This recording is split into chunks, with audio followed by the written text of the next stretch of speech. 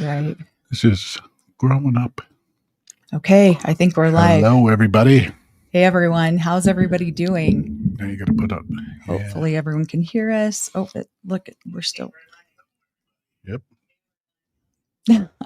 We're live. And I didn't turn down my volume. So, hi, guys. Taking a second to catch up to us so they can hear us, but they can't see us, I think.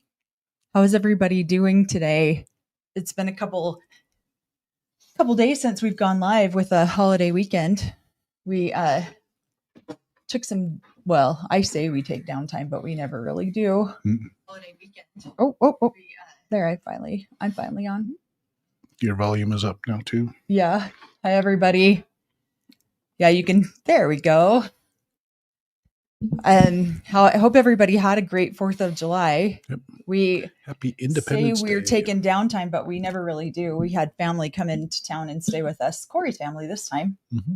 Seems like it's always my family. But this time it was actually Cory's family that came into town. So let's see there. Do we got it? There we go. Okay. We're trying to still figure all of this out. No, we got it down now. It's just redoing it every time. I know. I feel like if we don't stay on top of it and do it all the time, it's like one of those where we just, we lose track of what we're doing. So we have a couple of different questions we were going to answer today. Wanted to do kind of a Q&A. My mom was here for a couple of days. I need to text her and tell her we're live again. Hopefully she sees that. She was going to answer some questions too. Oh, thank you, Kathy. She says my hair is beautiful. I'm having a day. I have not been feeling very good. I feel like I have a summer cold. And I think it's probably just exhaustion too. But it's one of those days where I'm like, do I have to get dressed and ready? So here I am. Yay. But yeah, we wanted to do a Q&A. So Cory's, we got somebody on here from Germany. Hello, Germany. We had some of Cory's family stay with us over the weekend, and that was fun. Heard some stuff about our podcast that's going around Pinesdale, which is always fun to hear. They live up there in Pinesdale, Montana, on the compound. Well, they don't live on the compound anymore, but they are up there. So, we got Pennsylvania. We have family that lives in Pennsylvania. So that's a fun little place. In fact, our daughter's there right now visiting family there. Let's see. Portland, Oregon. Yeah. Welcome. So what did everybody do for the 4th of July? We kind of did a low key weekend. We had the grandbabies over. Most of our kids went camping, and then we had the grandbabies over. They didn't end up going, and did water slides and swimming and hot tub, and just took some quiet time. And then the next couple of days we were just chilling with Cory's sister, and that was fun. Elizabeth Murphy. I know Murphys. So. Oh yeah. Hi. We're getting people from all over the place, huh? Yeah. We got a lot of people on here from Ohio. Lamb 59. Yeah. Thank you. Appreciate that. Let's see. Thank you, Lamb 59, for that super sticker. We have a couple of questions. It's let me get over here to one of these questions we were going to start answering. But I hope everyone had a good 4th of July. In the AUB, when I was young, how did you guys celebrate the 4th of July? We had a whole weekend of they did fireworks up there, and didn't they do like a parade and everything up there in Pinesdale? We all dressed up in our pilgrims outfits, and which was clothes we wore every day, and marched up the street. So yeah, in fact, I watched. If anyone doesn't follow Growing Up in Polygamy, they're amazing. I watched their video on what they do on the 4th of July down there in the FLDS church, and it was very similar to what they would do up in Pinesdale. And your mom has quite a few pictures. And so I was thinking we're going to be going up again to Pinesdale next month. And so I was thinking maybe we should try to get a bunch of those pictures. Yeah, take a bunch. And our little grubs marching in the little floats and yeah, because they would do that up in Pinestill too. They did a big parade. Cory's dad was extremely patriotic. Wrote a couple books. Was very much. yeah.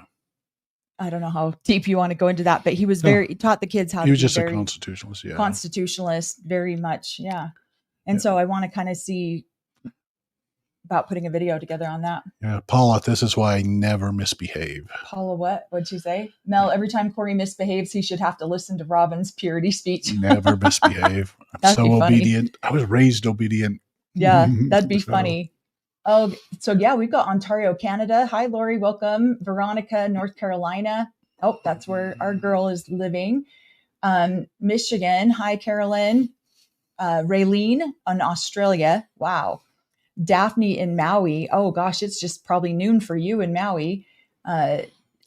Cheyenne from New York. Welcome, you guys. Oh my gosh, another one from Canada. We love it. Yeah. I love that you guys all come over here. Somebody said they found all the places I want to visit.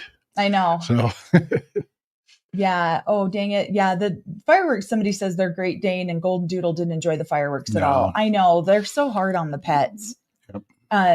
It is really hard on them. Somebody said that they found us from Pop Psych and are still watching us. So thank you. Yeah, I saw you from Pop Psych and follow you continuously. Thank you, Paula. Yeah, we're doing good. Just kind of a holiday weekend. July is always a really busy month for us. It's our anniversary month. We have like 10 birthdays in our family in July. And then, of course, the holiday. And then, so in Utah, we have the 4th of July, obviously, and then 24th of July, which is the state holiday of when the state became a holiday. So we have fireworks continuously throughout the entire month of July. We're not supposed to, but we do. From the 4th to the 24th. So, yeah. They're only supposed to do it 3 days ahead and 3 days after, but they never follow that. There's always a gazillion fireworks that go off. And especially, in fact, at our house, we actually kind of had, if you see any news about it, we had one of the local businesses exploded on July 5th. And that was kind of intense. Our 18-year-old was driving by it just as it was on fire. Somebody drove their car into the building and it exploded. Crashed, yeah. And we could feel it from our house because we're not very far. And the whole building exploded. The roof flew off. They had an evacuation order out for gas line. And it's intense. It's all over national news because it was such a big explosion. What are you saying? They are testing me, making sure that I knew how many years we've been married. 24 this year. Minus the 2, we took a hiatus of being married. But 24 years this year. It's kind of insane. Let's see.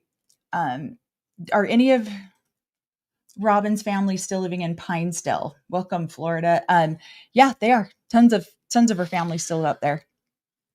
Oh, yeah. They're. My cousin is married to older sister. Yeah. From the other mother lives up there. So. Yeah, we've got a lot of family that's intermarried into Robin's family, and so we see a lot of them up there. What? I don't.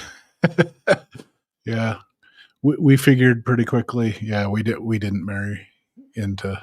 That family. We didn't marry, but our families did. Yeah. So, my family did. Yeah. So, God. Well, Mindy, her babysitter, Robin's baby nanny, whatever, for a long time. Yeah, her whole family still lives up there. Mm-hmm. And so, my cousins are married to some of her brothers. But I want to answer a couple of questions. So thank you guys so much. We got a few emails that came in and then we got some on And that side of the family is awesome. That's from the first Mindy's wife. side of the family. Yeah. So. Mindy's wonderful. I mean, she's so cute, so great. And So our cousins, somebody says, I personally wouldn't count the 2 missing years you made it through. We really don't. For us, we don't count it. And we celebrate our original anniversary. We were originally married in July. I remember one. Yeah.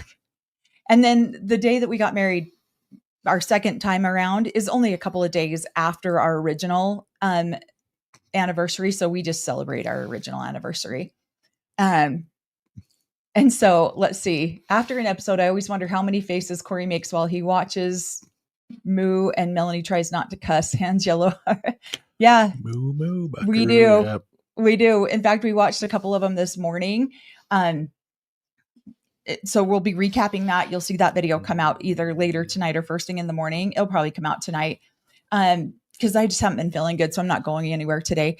But yeah, that one was a fun one to do. The one that we watched today. I haven't hung out with. I'm friends with the brother. What are you asking? No. Or what are you answering? Do you visit Robin's family? Oh.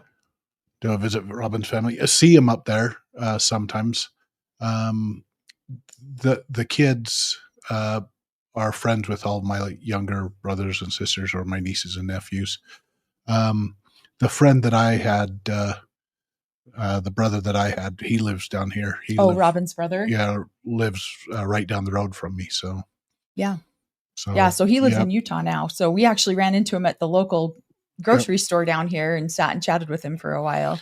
So yeah, and when we go up there, I see the kids around, but I don't go up and visit them. I go up to visit my family. Yeah, when we go to Pinestone, we don't really go to a lot of other people's houses. We'll typically just go to, because there's so many people. There's so many. And then Cory's family's so huge that we barely have time to even just visit them.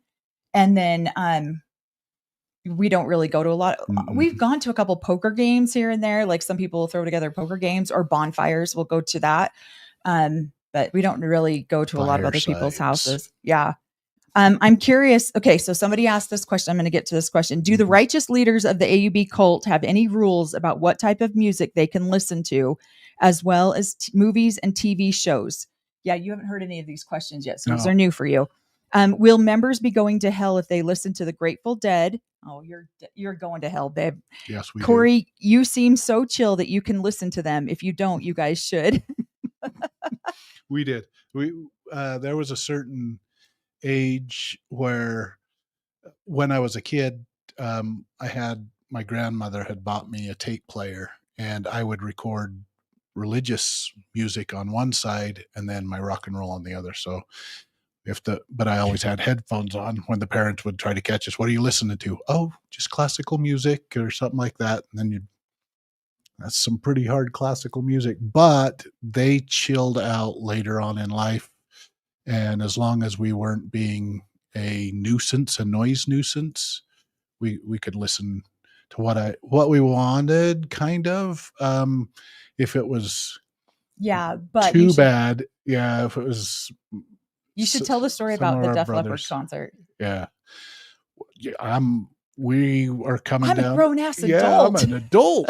So, we lived in Utah. I was working. In their own home. My brother, one of our older brothers, told my parents that we were going to a Def Leppard concert. So they called and checked on us to make sure we didn't go. And we're like, we're adults now. We went anyhow, but we told our mom that the concert starts at like 3:00, and so they called at 5 to see if we were there, and then we jumped in the car and went. His parents literally told them, "We're going to call you throughout the concert to make sure that you didn't go." And there's no cell phones back then, so the only way that they could get them.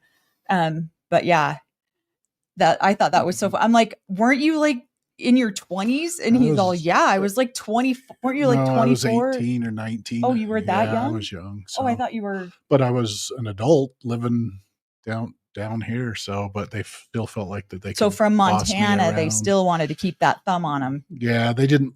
Well, and it's because I had younger brothers down here going to the concert with me. So they were checking on. If I'd went by myself, they would have just considered me a lost cause, but since my younger brothers were going with me, they wanted to make sure that they had to protect everybody. Yeah. Oh my gosh, that's funny. So, yeah. Somebody says going to Def Leppard on Friday. Good. How fun. That's one of our favorite bands. We've actually taken our kids to it too. Yeah. What was that last concert we took? We have a really great like outdoor venue here that's really fun. That's impressive that they're still touring. Yeah. And we took our kids to that a couple of years ago. They were my age when I was 18 listening to them. So yeah. Okay. And then someone else says, not an AUB question, but is it a thing to spell your kids' names with a Y? Christine spells her kids' names with Y's, except for Peyton, which normally has a Y. Same with Robin. Is it a Utah thing or just a personal choice thing? I think it's very much a Utah thing. Everyone here, like, if we're made fun of all over the internet because people come up with the dumbest names here. There's that one YouTube creator, or I think she's actually TikTok Jane, and she makes fun of it all the time, like Chicken Lee. And I don't watch her very much, but she talks about it on her channel too. Because yeah, people in Utah come up with the weirdest names for their kids. Now, we did that with ours, but we tried to spell it traditionally with Nicholas. One of our children's name is Nicholas, but we went with the German traditional name spelling of it since after his great grandfather. Yeah, after his great grandfather, because we didn't want these poor kids to have like a hard time waking. Yeah.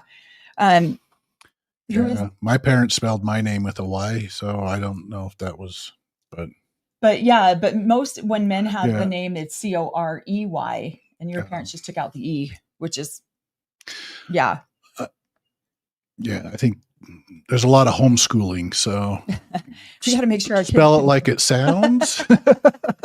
Yeah.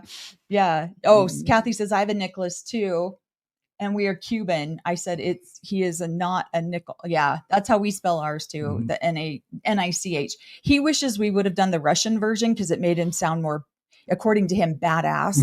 And so, so he that's what he likes about it. All right, let's see. Okay. This is a really long question. I don't know if we're going to be able to answer this whole thing. Can you explain the process of people getting their own planets when they die? What happens if the spouse passes away and remarries? This is a whole lot of questions that are going to have like multiple answers depending on who you talk to.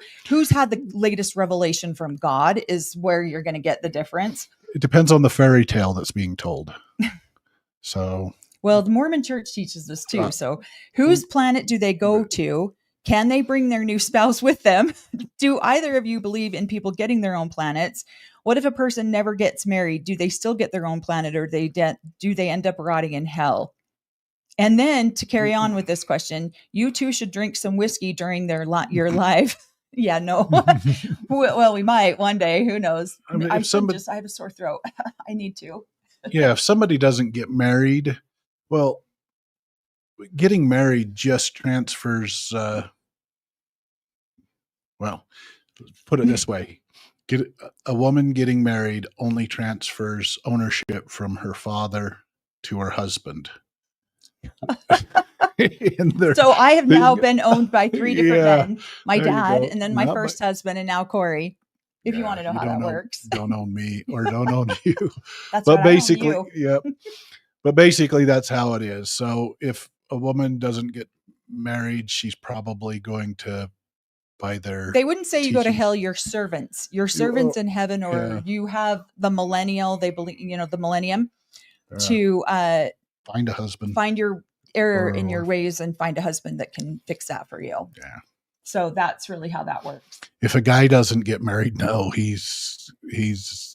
he'll probably have a dating site on the other side for a little bit to get the 3 wives. Yeah. I wonder what that dating site in heaven would be called. Yeah.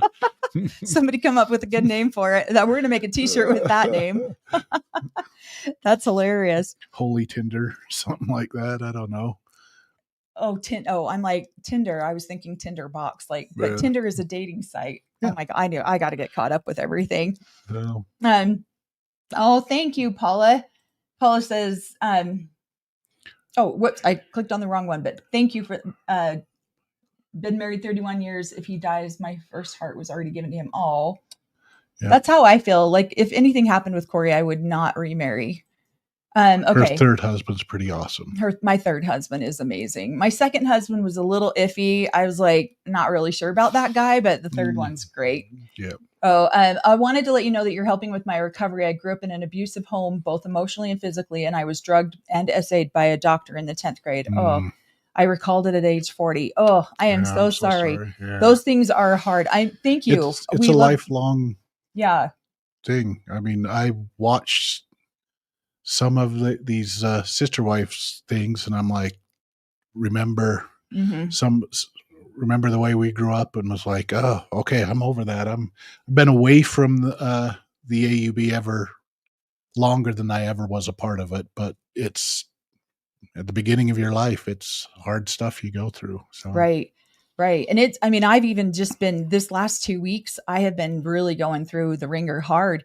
I mean, it's awesome to do these videos and these lives and stuff because, we appreciate it, but it does bring up some trauma. It does bring up some stuff. And then I've been going through a couple of things I found out about even my parents that I did not know about. And I have had a lot of emotion the last couple of weeks. I've had to do some really deep healing on things that I found out about.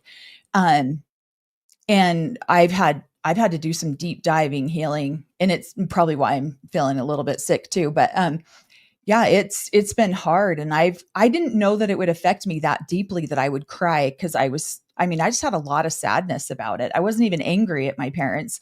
I was just more sad about things that I found out that were happening. And we're going to make a video around what I've been working through the last couple of weeks because it is very relevant to polygamy and to some of the belief systems in polygamy. But going back to the planet question, because I don't feel like we really answered that fully. Now we are not church historians. We don't know Cory knows doctrine a lot more than I do. I know fairy tales. But my understanding is, yes, that is your ultimate goal, is to become a creator of your own. Now, if you don't believe you have that ability here on this earth, eventually you will become a creator, or that's your ultimate goal or striving to become a creator. And so that's why they call it the planet thing, is because you're actually going to go out there and create with your partners, your spouses, your own, your family. Your own planets. So I think people kind of get hung up on the planet thing, which is really funny to me because I'm like, people ask us it like it's serious. And we're like, well, that's if you believe in that, then this is what is taught. But the Mormon church used to teach it as doctrine. They've since, from my understanding, pulled back from that. They no longer have that as like a primary teaching. But yeah, that's part of the temple endowment, is you actually walk through the creation process and how you can become a creator yourself. And so you have your regular temple ceremonies, and then you have your it's called second anointings. And then eventually you move on when you pass away and you become a creator. In order to become a creator, yes, you have to have a minimum of 3 wives. There's different levels of wives that you have for different levels to obtain certain things. And so you need 5 for certain things, you need 7 for certain things, but you need a minimum of 3 to learn how to become a creator. And so it's also referenced as and please do not come after me in the comments about this, it's also referenced as the Adam God doctrine. It used to be taught in the church. Again, they've pulled way back from all these teachings because it's a lot for people to take in. So hopefully that answered some of those questions. 3 wives, you're average. 5 wives, endowed. Double endowed. 7 wives, you're well endowed, ready to go. Yeah. Into heaven. Somebody says planetless and ready to mingle. Oh my God. Here, I'm going to put that up here. There you go. That's hilarious. Thanks, Darren. That is funny. That is a good dating site right there. So it really, I mean, I'm not a church historian. I don't know the doctrine as well as other people. You're not going to come onto our channel and find out like the true principles of Mormon religion because I just don't know them as deeply as other people do. We're making it up just like they do. So and they do make it up. And that's part of the problem, is that it changes all the time. It changes depending on who has the newest revelation or the newest inspiration or the newest connection to God. That's when, and so it depends on who that is. And that's why it's hard for us to take seriously sometimes, is because one prophet will have one experience and they'll tell the whole congregation about that, and how the Mormon church bypasses this. And I'm not trying to be disrespectful to the Mormon church. They just make up a rule that says follow the living prophet. So now you can always ignore what the previous prophet said because the new prophet is the one who makes up the new rules. And this is what happens in the AUB. It's just, in the AUB, it's different though. They don't want you to just follow the living prophet. They want you to follow the original prophet, even though they don't always follow the original prophet. it's very confusing. And this is what makes this whole thing so hard to understand. So yeah, somebody says Cody's planet is Uranus. That's funny. So, okay. All right. Here's another question that got emailed into me. Thank you so much for this question. In your last Q&A, you spoke about the property that the AUB expects members to give to the order and the tithing they are expected to give. When the Browns were still a part of the AUB and filming Sister Wives show, were they expected to give 10% of their income received to the church? Yes, they were. Pay a full tithing Yep. to be able to go through their endowment house. Yep. Yep. If they were, go ahead. No, that's Sorry. part of the, the AUB has now issued, they didn't issue it when we were young, but they started to issue temple worthy or temple recommends or something like that now to the You people. have to be a full tithe payer. Full tithe payer, all of those things to be able to get to go through their endowment house. If you don't go through their endowment house, you're not going to get the blessings you need to make it into heaven. So you got to pay to pray. So. Okay. And then the follow-up question is, if they were still members of the church, would the $2 million home that Cody and Robin just purchased be considered part of the church property? If they wanted to be a part of a united order, yes, they would then have to, sign that over to the church. So if they wanted to be a part of a united order, then they would be expected to donate. Well, it's called consecration. Consecrate, yeah. So what it is, not everyone does consecration to the church. So the worthiest of members, what they do is they consecrate all of their worldly possessions to the church. So when they pass, nothing is left to their children. It all belongs to the church. And so they don't necessarily even have to be a part of a united order to do this. In the church, there are a bunch of there's a bunch of different united orders in the AUB. There's dozens of them, and a bunch of different families will get together and they'll co-op together. And I mean, I think co-oping is now the word that society uses.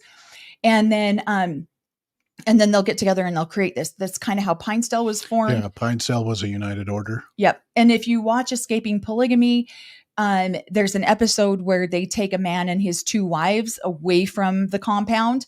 That compound is a united order that was formed. And so when you pass on, you consecrate all of your worldly possessions to the church. But you don't have to be in one of these co-ops or one of these united orders. Now, not everyone does this. So I know plenty of people who have passed on and have not left anything to the church. It just depends on what you as a person wanted.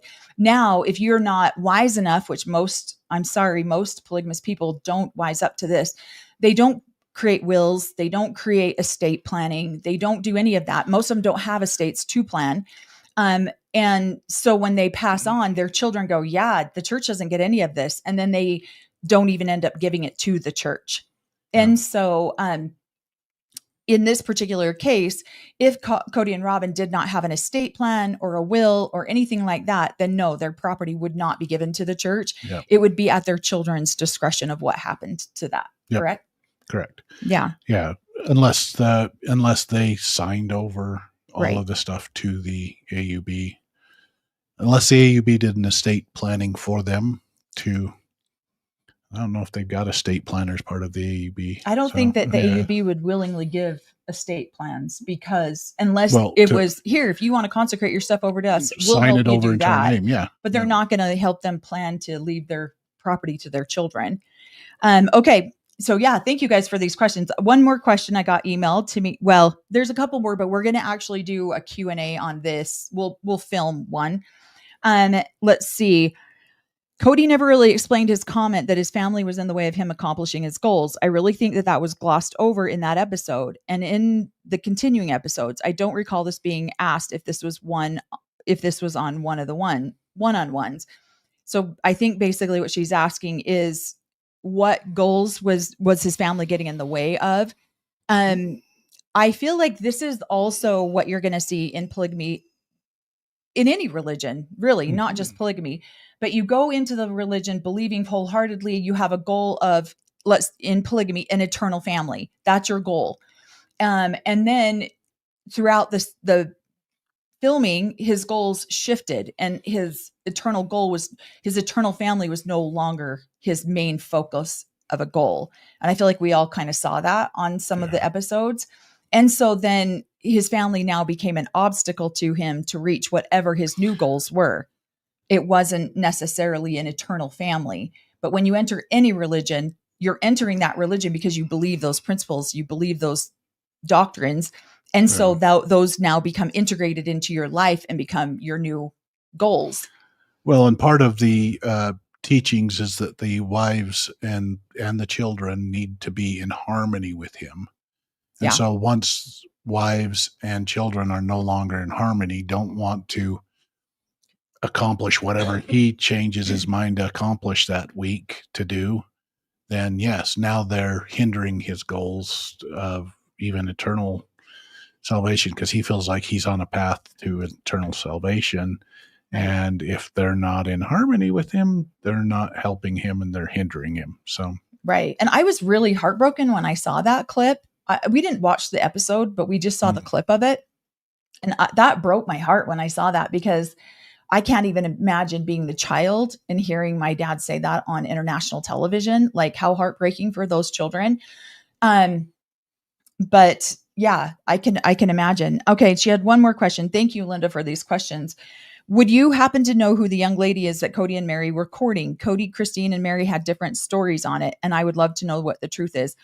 I don't know who that girl is. I remember hearing about it back in the day when it was a thing. If I really dug into the deep corners of my mind, I might remember, but I honestly would never be clear enough on that and I wouldn't put that out publicly for the girls' privacy, obviously. But yeah, I really don't know. I do remember when they were courting her.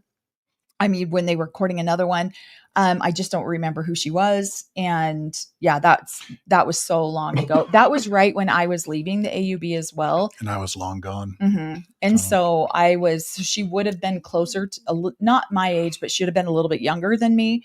And so I was already on my way out of the AUB at that point. When was this? It was after he married Christine.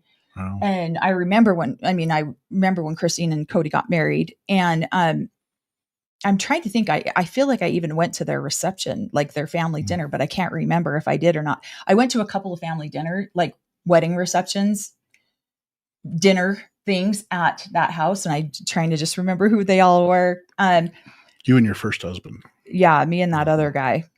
And so yeah, I can't remember. I'm sorry. Probably. Let's see. Bullet dodged. Yeah. And so, yeah, I wouldn't want to put her name out there publicly anyways, but I have some ideas of who I think it is, but I would, for her own privacy, I don't think I would ever put that. But thank you guys for emailing me those. We do have more questions, but they're kind of questions that I don't really want to jump into on a Q&A because they'll take a little bit more explanation. So we're going to create a video around some of these. And again, if you guys want us to answer any of your questions, you can always, emailing me is going to be the best way to get us to answer those. And then we'll do a video around some of them. Let's see. Hi, we've got Vanessa here. Thank you. Let's see. Connecticut. Hi. Okay, we're good with this one. I'm anxious for you guys to see the episode where the anthropologists come and stay and tell Robin they think Cody spends more time with Solomon than any of the other kids. I saw a clip on that. I'm curious about that one too. Well, yeah. In that last episode that we saw, he wanted to spend more time with Solomon. Which episode is that? Where she's in Las Vegas, pregnant with Solomon. Oh my gosh, you're killing me. Out. So he wanted to spend more time with Solomon. She just happened to be in Robin's tummy. So he couldn't necessarily spend all the time he wanted to with her. What the heck? Where are you, Solomon? Let's hang out, buddy. Yeah, I'd like to see that episode. Yeah. And I keep saying, we're going to finish season 3. And we still we're going to film season 3, episode 10 tonight. Because we just got done watching that. Yeah. I keep saying, oh, we're going to finish it this week. We're going to do it this week. Mhm. And oh my gosh, we have not even gotten to it. Let's see.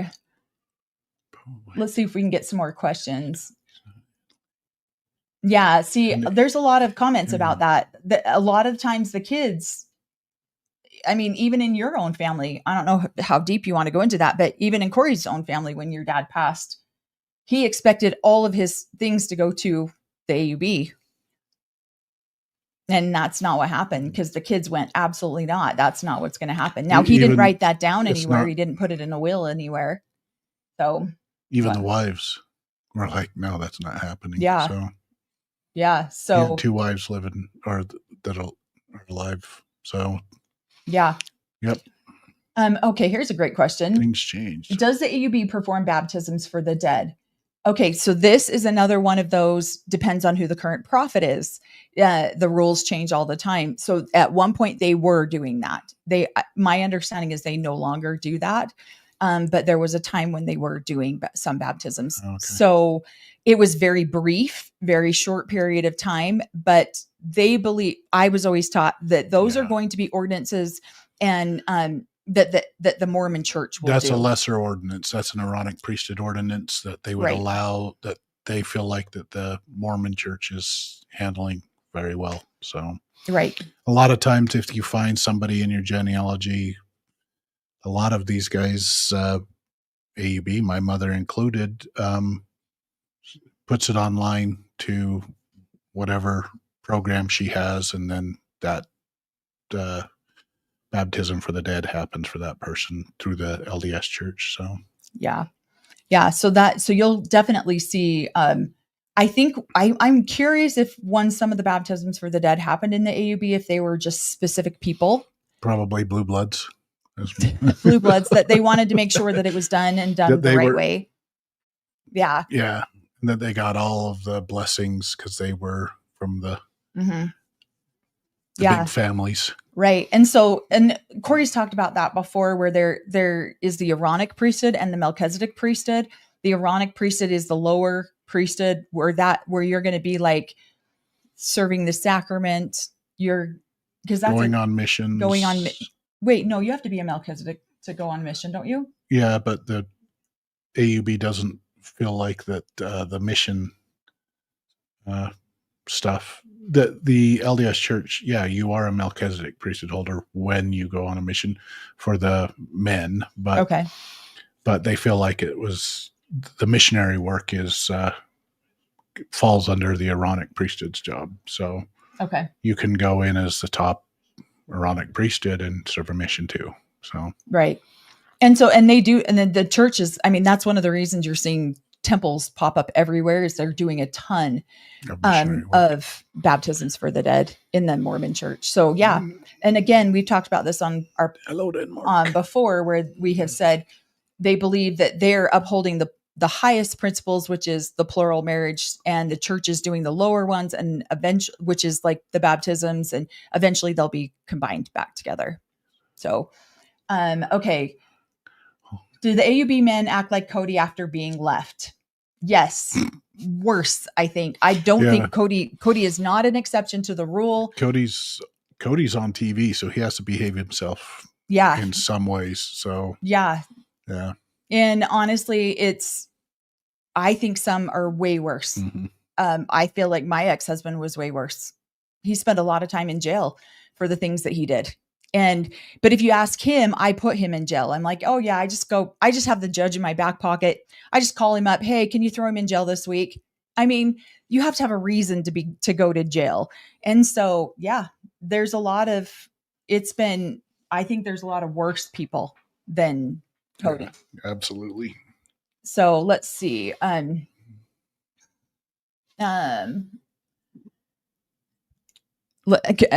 there other polygamy? Are there other beliefs other than polygamy? Are there other beliefs that they do not agree on? Are you saying like the Mormon Church doesn't agree on? Yeah, I would say yes. There are quite a few absolutely. of them now. Mormon or the LDS Church has updated a lot of their what do they call them? The doctrines? Not only doctrines, but when they get a talking from God. Dang it. Revelation. Revelation. So they've got, Hell? yeah, I can't even, I should know that. It's nefarious when it comes to me, but yes, they've got new revelations that the AUB does not believe and does not follow. So anybody could get the priesthood since 1978. The That's a AUB huge does one. not agree with that. There are some other ones too. The garment is completely different between the AUB and the LDS Church. They believe in the old version, the original. unaltered version of the garment, where the LDS Church has updated their garments. In fact, they just did it again where you can now Yeah. wear tank tops. Yeah. So Where- there's so many updated revelations that and so it's like, yeah, if there was a revelation before 1886, they'll sometimes abide by it, but yeah, they don't believe in any newer revelations that the LDS Church has done. Yeah. So, in fact, quite the opposite. Yeah, no piercings. The Mormon Church came out and said limit your piercings to 1 or 2. The Mormon Church, I just found out you can have tattoos and go through the temple. I don't believe you can in the AUB, but that if you can, that's something new. Back when I was a part of it, you could not have tattoos. So there's just, what are you smoking at? well, just because that's probably why your ex-husband didn't get to go back, is because you tattooed his heart. Oh my gosh, you're So so dumb. can't get back in there with a tattoo on his heart. Who sang that song? I don't know. I don't know. Somebody sang a song Cody about a did. tattoo on a heart, and he told that to my children. Yeah, your mom's done this to me. I'm sorry. I suck. Okay. Okay. Oh, Valiant Warrior says, funny how a lesser ordinance has power over the dead. Seems like it would take a powerful wizard for that. Well, necromancer. Good thing we do have a powerful one. Oh, and then we're talking, okay, been divorced a second time for 40 years, not brave enough to do it again. Asked by a few men, just can't do it. Yeah, divorce is hard. I've been divorced twice now. So once with Cory and once with, yeah. So, okay, is your dad as dramatic as Cody? Yes, very much so. Yes, he is very, I mean, I love my dad, and I definitely am not trying to, talk.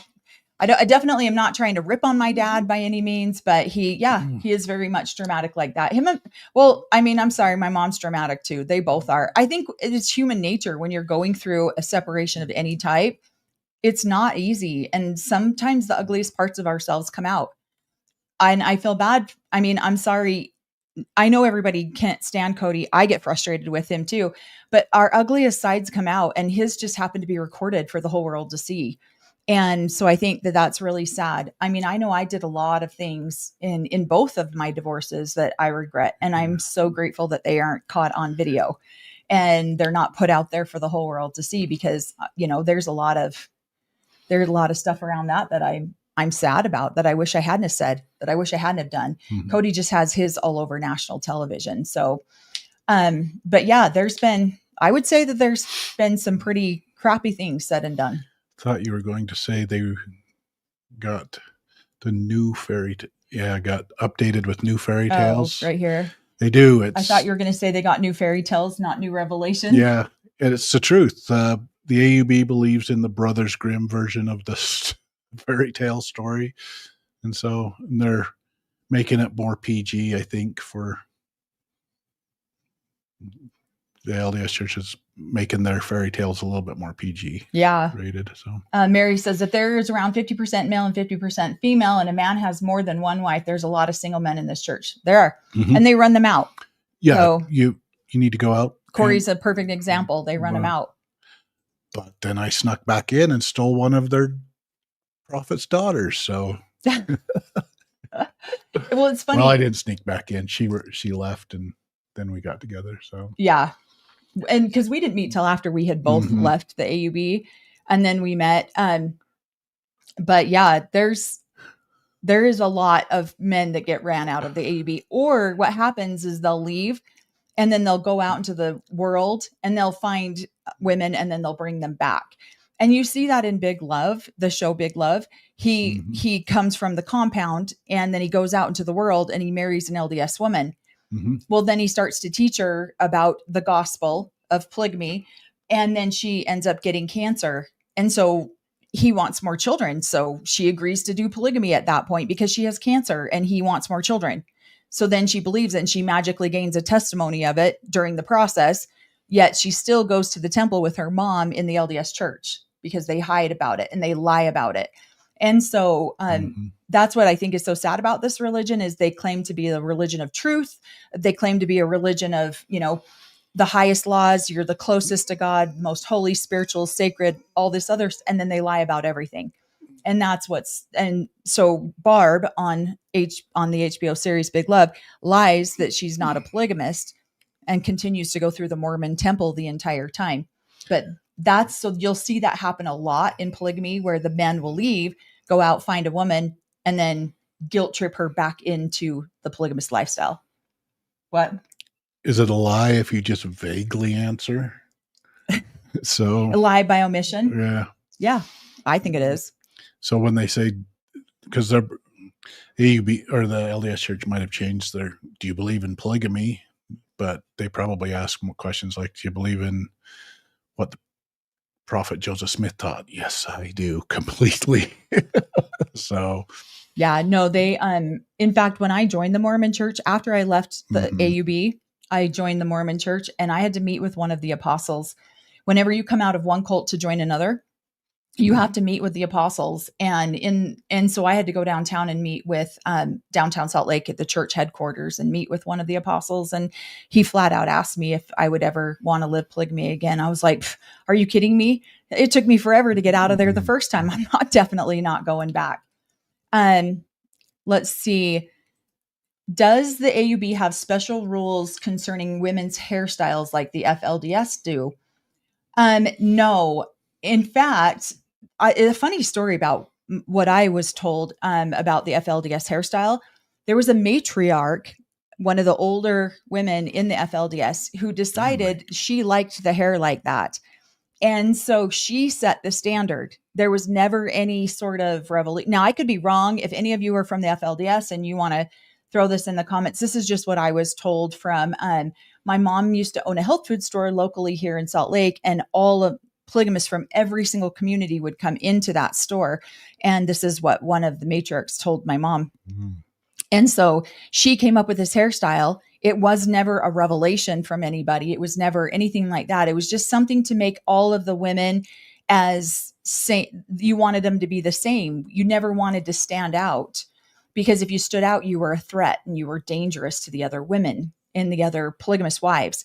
And so if we could make them all look the same, then nobody has special preference over the other one. Like if my braid is thicker than your braid, then there's, and so that's really why the hairstyle started. And then it became like a joke almost to see who could get their hair to reach heaven. And so that's I'm serious. And so then they would get their hair to come up as high as they possibly could, because the higher your hair went, the closer to God you were. And so, so if you have two braids, you'd be a hussy or diesel jeans model? I don't know. But yeah, that's really how that standard came about. And that standard really came about when Warren Jeffs was around. It became Warren Jeffs did the clothes style and made the hairstyle across the board. That was not there before Warren Jeffs. Yeah, because as a younger kid, I remember meeting some of them down here in Salt Lake. Yeah. But they dressed very normal. Like us. Yeah. We dress the same way. Long sleeve shirts, buttoned up to the top. So we blended right into their. Well, and before the FLDS and the AUB split, they used to be one group. Before they split off from each other, that's one of the reasons you couldn't tell who was AUB and who was FLDS, because they're literal families. And when they split, families literally split down the center, and some chose to go FLDS, some chose to stay AUB. Yeah. And so you couldn't tell the difference, and everyone dressed very modestly. And you'll see that when we just watched season 3, episode 10, you can see these wives are in the gym working out with I don't know how they Long did sleeve it. shirts, I mean, I yeah. did it, I guess, but I was 17 and 18 and 19 when I was working out like that. But you long sleeves, but I don't understand why they wore a shirt over their shirt in the gym. That made no sense to me, but yeah. Modesty is hot. Yeah. Or Modest is hottest is what modest is she said. hottest. There you Yeah. go. Which is very common here Yeah. in Utah. Somebody, and I skipped over the question, I'm sorry, asked if Mormonism is very common in the United States. It's very common in Utah. I would say it used to be so prominent in Utah. And I want to say that we're about 60-40 now, maybe 65-35-ish, Mormon population. Are they the 35 or the 4? No, they're the 65 still. So Oh. no, I mean, in our neighborhood, when we moved in here, we were the only non-Mormon. I mean, well, we were active Mormon when we moved into our neighborhood, but when Mormons. when we stopped actively participating. Up in Montana, where I grew up, no, we were the only, well, I guess there were a couple church houses Mormon church houses up through the valley, but it's mostly, non-denominational or Seventh-day Adventist. It's a lot of people. The Mormon population was a lot less up in Montana. So. Right. Okay, this is a great question. How does the garment look in the AUB? Oh, how does the garments look like in the AUB? So this one we've talked about a couple of times. You can actually Google this. Just Google original Mormon garments and you will see them. They're full. They're one piece. Yeah, they basically look like long johns, but they're one piece. And then they have their special markings in them to show that they are the actual garment. And then they are, I was taught you put them on a certain way, you take them off a certain way. I delivered my babies in them. I mean, they are definitely, you wear them during intimacy, you wear them during childbirth, you wear them all the time. You never take them off. So, let's see. Oh, that was another thing I wanted to address about this. Does the AUB really try to control what your hair looks like? When Cody brings up, they said he needed to cut his hair. No. Yeah. There's a teaching too in the scriptures about women's hair, keeping it long, men's hair. Yeah. We argued with our dad growing up. He wanted us to be clean cut too. And we were like, well, you guys are following Jesus. So, and he had long hair. So why can't we have long hair? But no, it's probably family to family. I mean, I have brothers that have long hair. One of my brothers had hair down to his mid back. So, and then some of my us. My brothers would fight with my dad about it all the time. Yeah. My dad wanted us to have shorter hair and then you would talk to him about it and he'd be like, all right, fine, but not past here. And then he asked that my sisters don't cut their hair, to grow it long and beautiful. And some of them did. So the rebellious ones did. So yeah. The first time I ever cut my hair, I was in the 5th grade and my mom cut my hair shorter and my dad lost his mind on my mom. I really thought that it was going to turn physically violent at that moment. He was so angry. And it, we were taught to keep our hair long. I've always just kept my hair long. I cut it shoulder length once a couple of years ago. And I don't know, for me, I'm lazy and it's just easy to keep it long because I don't have to style it every day, clearly. But, and so for us, there's ordinances that you do with the women's hair. And so that they have in the church. And so they ask that you keep your hair long in order to do that.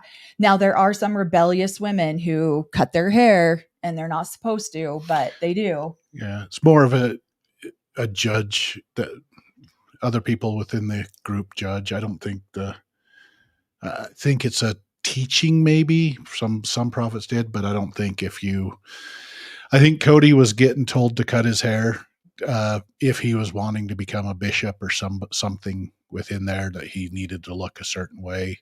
The Mormon church, I think, is more strict than the AUB because the Mormon church you have to be clean shaven. you can't have any facial hair. And remember, they were going to make you do. They were talking to you about, when are you going to shave off your face? I don't remember that. Yeah. But, okay. So that was my understanding. In the Mormon church, they want you clean shaven. They want, your hair nicely trimmed and clean shaven faces. Well, I think if you're going for leadership in there, I don't think so. I think it's just part of, but I could be wrong. I mean, we haven't actively been in the Mormon church for years. So that's what it was when we were in there. So I think the Mormon church has more strict standards than even the AUB does. I look like a little kid when I shave. So any sign of open, active sign of rebellion, yes, the AUB is going to try to control that. And so if Cody was coming in and it looked like an open sign of rebellion, and the younger boys could look at him and say, look, he's rebelling against the leadership, that would be controlled. And so that's why they would come after him for his hair, is because they're not going to allow anyone to be there who could actively, does that make sense? Yeah. Could actively get the boys to rebel, or even any of the kids. So that's why they would control it, I think. I can't imagine the Mormon church would do it. It might have been just somebody within the Mormon church. I can't imagine them, because most of their prophets had beards. And that's what I don't understand either. Well, and even like my dad has facial hair too. And so, but no, I remember our bishop was telling you that you had to shave, and you're like, yeah, I'm not doing that. I look 14 when I shave off my beard. And it just might have been an individual. No, I'm pretty sure it was taught. I'll Google that. And on our next live, we'll talk about that. I'm going to, in fact, make a note about it right now. I busted heads with that bishop. So yeah, you did about a lot. Many things. So I was very rebellious. Yeah, Cory did. Him and the bishop did not. They butted heads a lot. I asked him too many questions that made him frustrated. So yeah. And he actually came to our house to reprimand Cory one time. And Cory's like, okay, get out of my house. I'll do that if I want to do that. Yeah, that was not a good moment. No. Let's see. Yeah. Does the AUB have a group that meets with your dad to vote on changes, or is it whatever dreams is just becomes a new law of the church? So they do have, very similar to the Mormon church, they do have apostles. They're supposed to have 12 apostles. The problem with the AUB apostles is they just keep getting smacked down for abusing children. Yeah. And so they tend to get kicked out. And I'm sorry, I should be nice about that. But no, they do have a lot of their leadership gets taken down because they're abusive. We got a new apostle. Oh, he's in jail. We need a new apostle. So. Yeah. I literally asked my dad one time, do you guys even pray about who you put in leadership? This was one time when they had like 3 guys get kicked off for essaying their children. And so he was like, yes, we do, Melanie. He got all snippy with me. Yes, we do, Melanie. And I was like, it doesn't seem like it, Dad, because you just got 3 of your guys thrown in jail. And one of them I think he ended up dying in prison. I can't remember. The other 2, I think, died before they ended up going to jail. But they have a council of 12 apostles, and those 12 apostles, they meet and they talk about things, and then they discuss how they're supposed to move on. Now, again, I can see the Rochambeau thing happening, but I don't know. I only think that the revelation will only come from the PSR. So the head leadership. So yeah, they could talk about it, and then he goes in and gets his opinion and then puts from it his down. Wife. Oh yeah. Okay. That's very common too. Yeah. Let's just be honest here. That's very common. These men go in and they have their little powwows with each other. They talk about their rules and their ideas. And then they'll go home and their favorite wives, or 1 or 2 of their wives, will give them what their real opinion is. And now they have to go back to these men, with their hat in hand going, well, maybe we need to not do it like that. And so women do have, we want to say that women don't have as much control, but certain women do. And that is very, very prominent. Except they haven't figured out how to give them priesthood yet. I know. They haven't been able to talk their men into, that'll be a fun one. So. Yeah. Oh, that's a curious one. I really want to start watching Big Love again. Somebody says, I thought Nikki's dad gave him the money for cancer treatments in trade for him marrying Nikki on Big Love. I almost think you're right. I haven't watched that for so long, but I almost think you're right. To pull him back into polygamy. Oh, I did steal a sacred cow. Cory stole a sacred cow. You did. He did. You didn't steal it. I'm the one who had to ask you. Yeah. I saw you on Sacred cow wandered into my yard. I did. I wandered out of the fold and went right into Cory's backyard. What the heck? I saw you on Growing Up in Polygamy, and there's a video about what happens in the endowment house. Okay, they might have one. Mhm. I'm curious. I'll have to go watch that of theirs. Yeah. But they're all over they're YouTube. all over, You can yeah. Google them. People will currently go into the LDS Mormon temples And have and video recorded them. record things and then Mhm. post them. That happens a lot, unfortunately. Or fortunately. So you can see what you're getting into. Oh, what did I say unfortunately for? Mhm. Did they go in I and used to be able to multitask. I can't do that anymore. Now I'm reading and then I just say something. Why do so many leaving polygamy join the Mormon church? Is it because it has familiar aspects? Yes. That is the biggest reason why. And then typically, go ahead. No. They'll go into the Mormon church and then they are like, okay, but then they're constantly wanting to correct what's happening in the Mormon church because that's not how they were taught it. And then they end up leaving religion altogether. But some will stay in the Mormon church permanently. Yeah. They believe they believe their core doctrine might be correct, but that they need to leave or they're kicked out. So they at least need to live the lower laws of the thing. And then you get into there, and this is just for me. I got in there and it was all the same doctrines, all the same beliefs, everything that I had fought against in the AUB, questioned. Then I got into the LDS church and it's so similar, and they don't have the right answers their answers don't match up either. So I was just like, nobody knows the truth. Sweet. So then I went out on my own. So all right, here, answer this one. Is baptism of the deceased the same as the last rites for the Catholics?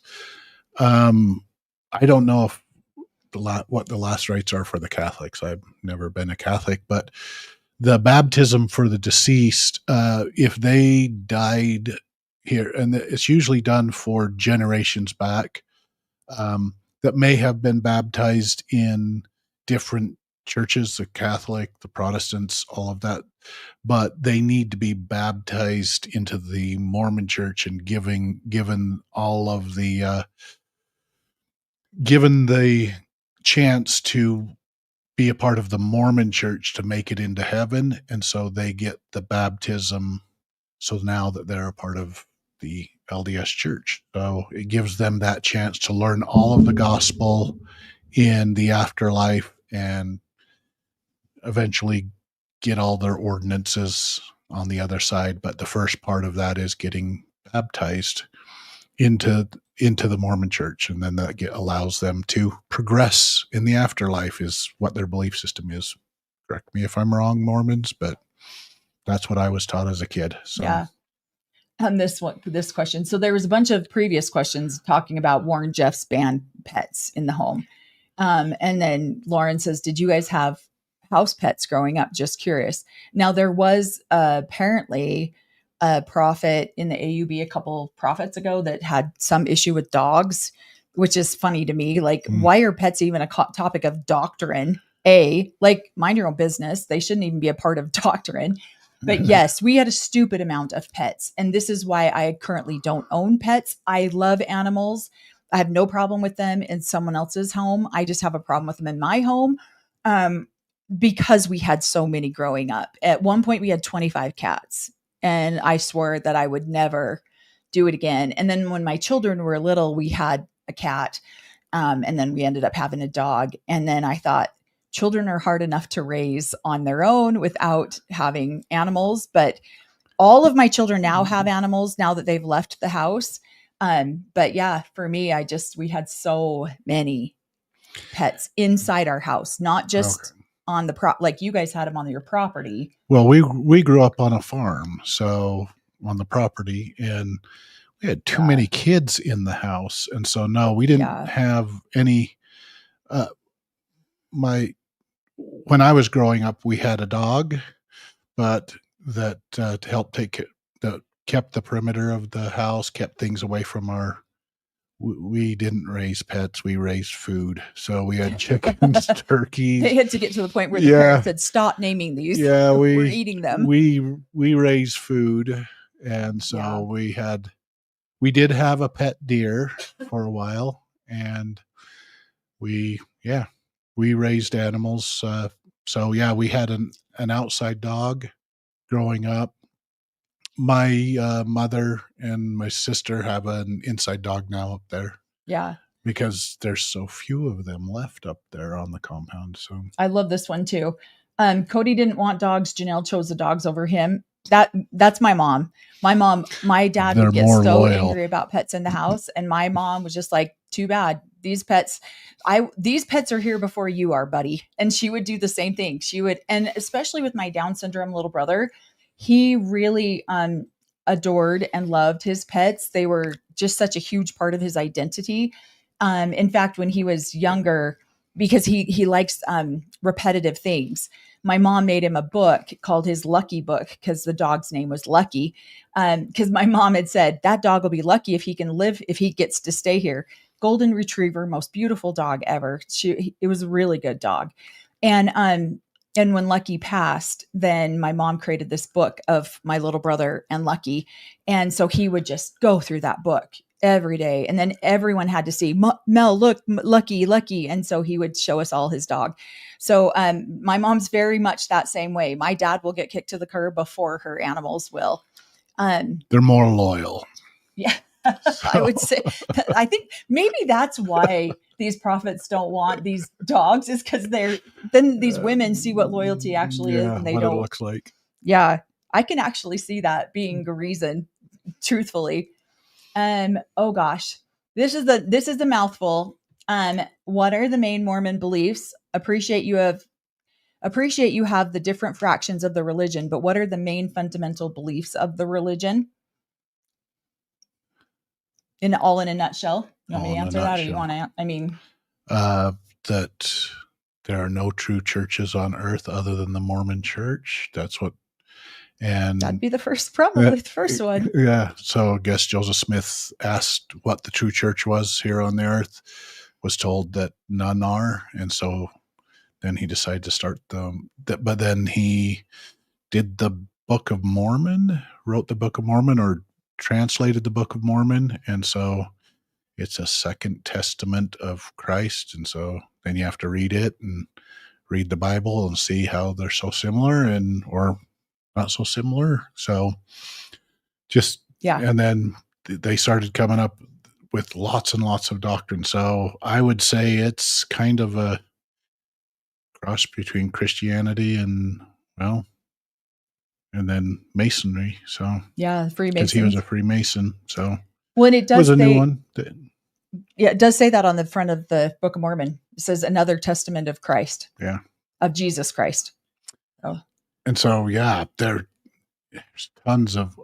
That's the thing. There's tons of different. What Mormonism is, that you can, if you live righteously here upon the earth and do all the precepts, you can become a god in the afterlife. So, yeah. So, okay, we're going to. We are children of God, and we can become gods. Yeah. Okay, only in theory. Thank you. Christine Brown talks about always being afraid of her dad would get arrested and taken away, and that she was required to lie about her faith to keep him safe. Is it still like that for the children now? No, because they have decriminalized polygamy at least in Utah. You can be scared. I'm sure there's people who scare their kids still about it. And it's all based because Christine's grandfather was arrested for it in the 50s. So Christine's dad did experience that. He did experience the FBI and everyone breaking his in dad and taking their father away. So, yeah.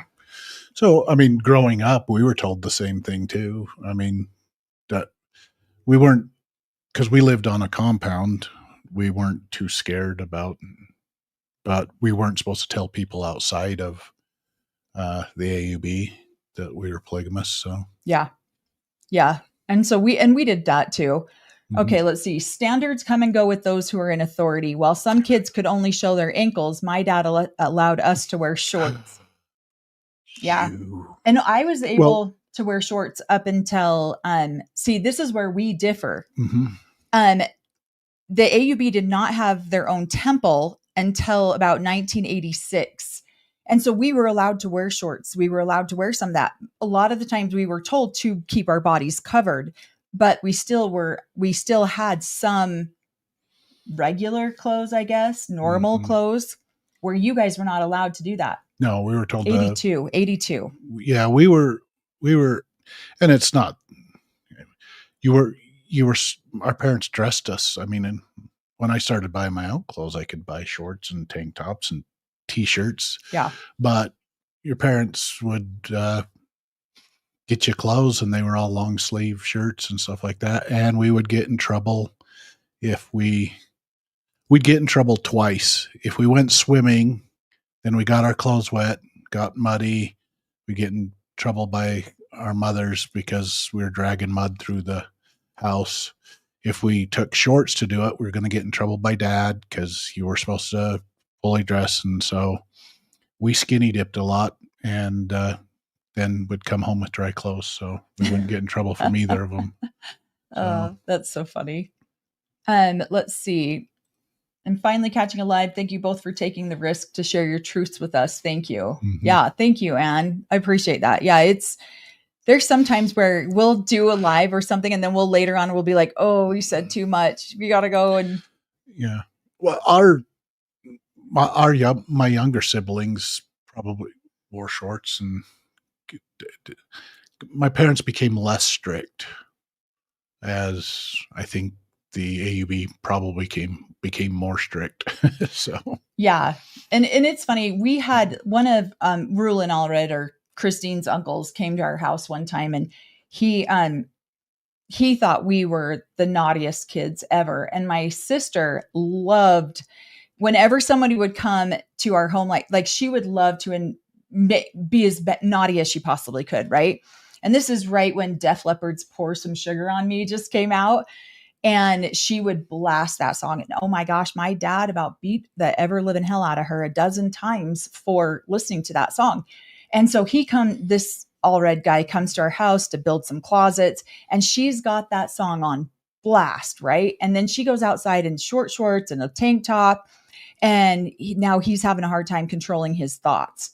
And so he went to my dad to complain to my dad about having a hard time controlling his thoughts because my dad's daughter was outside listening to these music. Yeah. And that's pretty messed up on multiple levels. But my sister loved to do that kind of stuff, to do, you're not supposed to look at this, but here, and I always wished I was as brave as she was. Because she just had no cares to give. So on the last day of him building these closets for us, man, he ripped us anew. He chastised us. He yelled at us. He did and I didn't do anything because I wasn't that brave. And she just told him to F off, and she didn't have to take a lecture from him. He wasn't her dad. And he went to my dad and lambasted my dad, and she got her butt kicked for that one. All right. Okay. The last rites is Catholic. If someone is dying, the priest okay.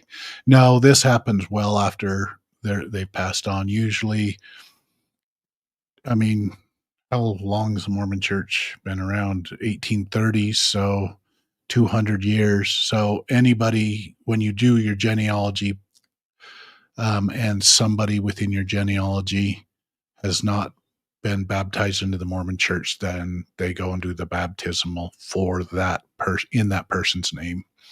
So yeah, and then that way they can be a member of the church and go to heaven. Sisters way back. So, and that's why it's also super important for the LDS Church to do their missionary work. Yeah. Not their missionary work, but their genealogy work to trace back their genealogy as far back as they can. Right. So thank you so much, Anne. Thanks, Thank Anne. you for that super sticker. We're going to have to get a little caught up. We're so far behind.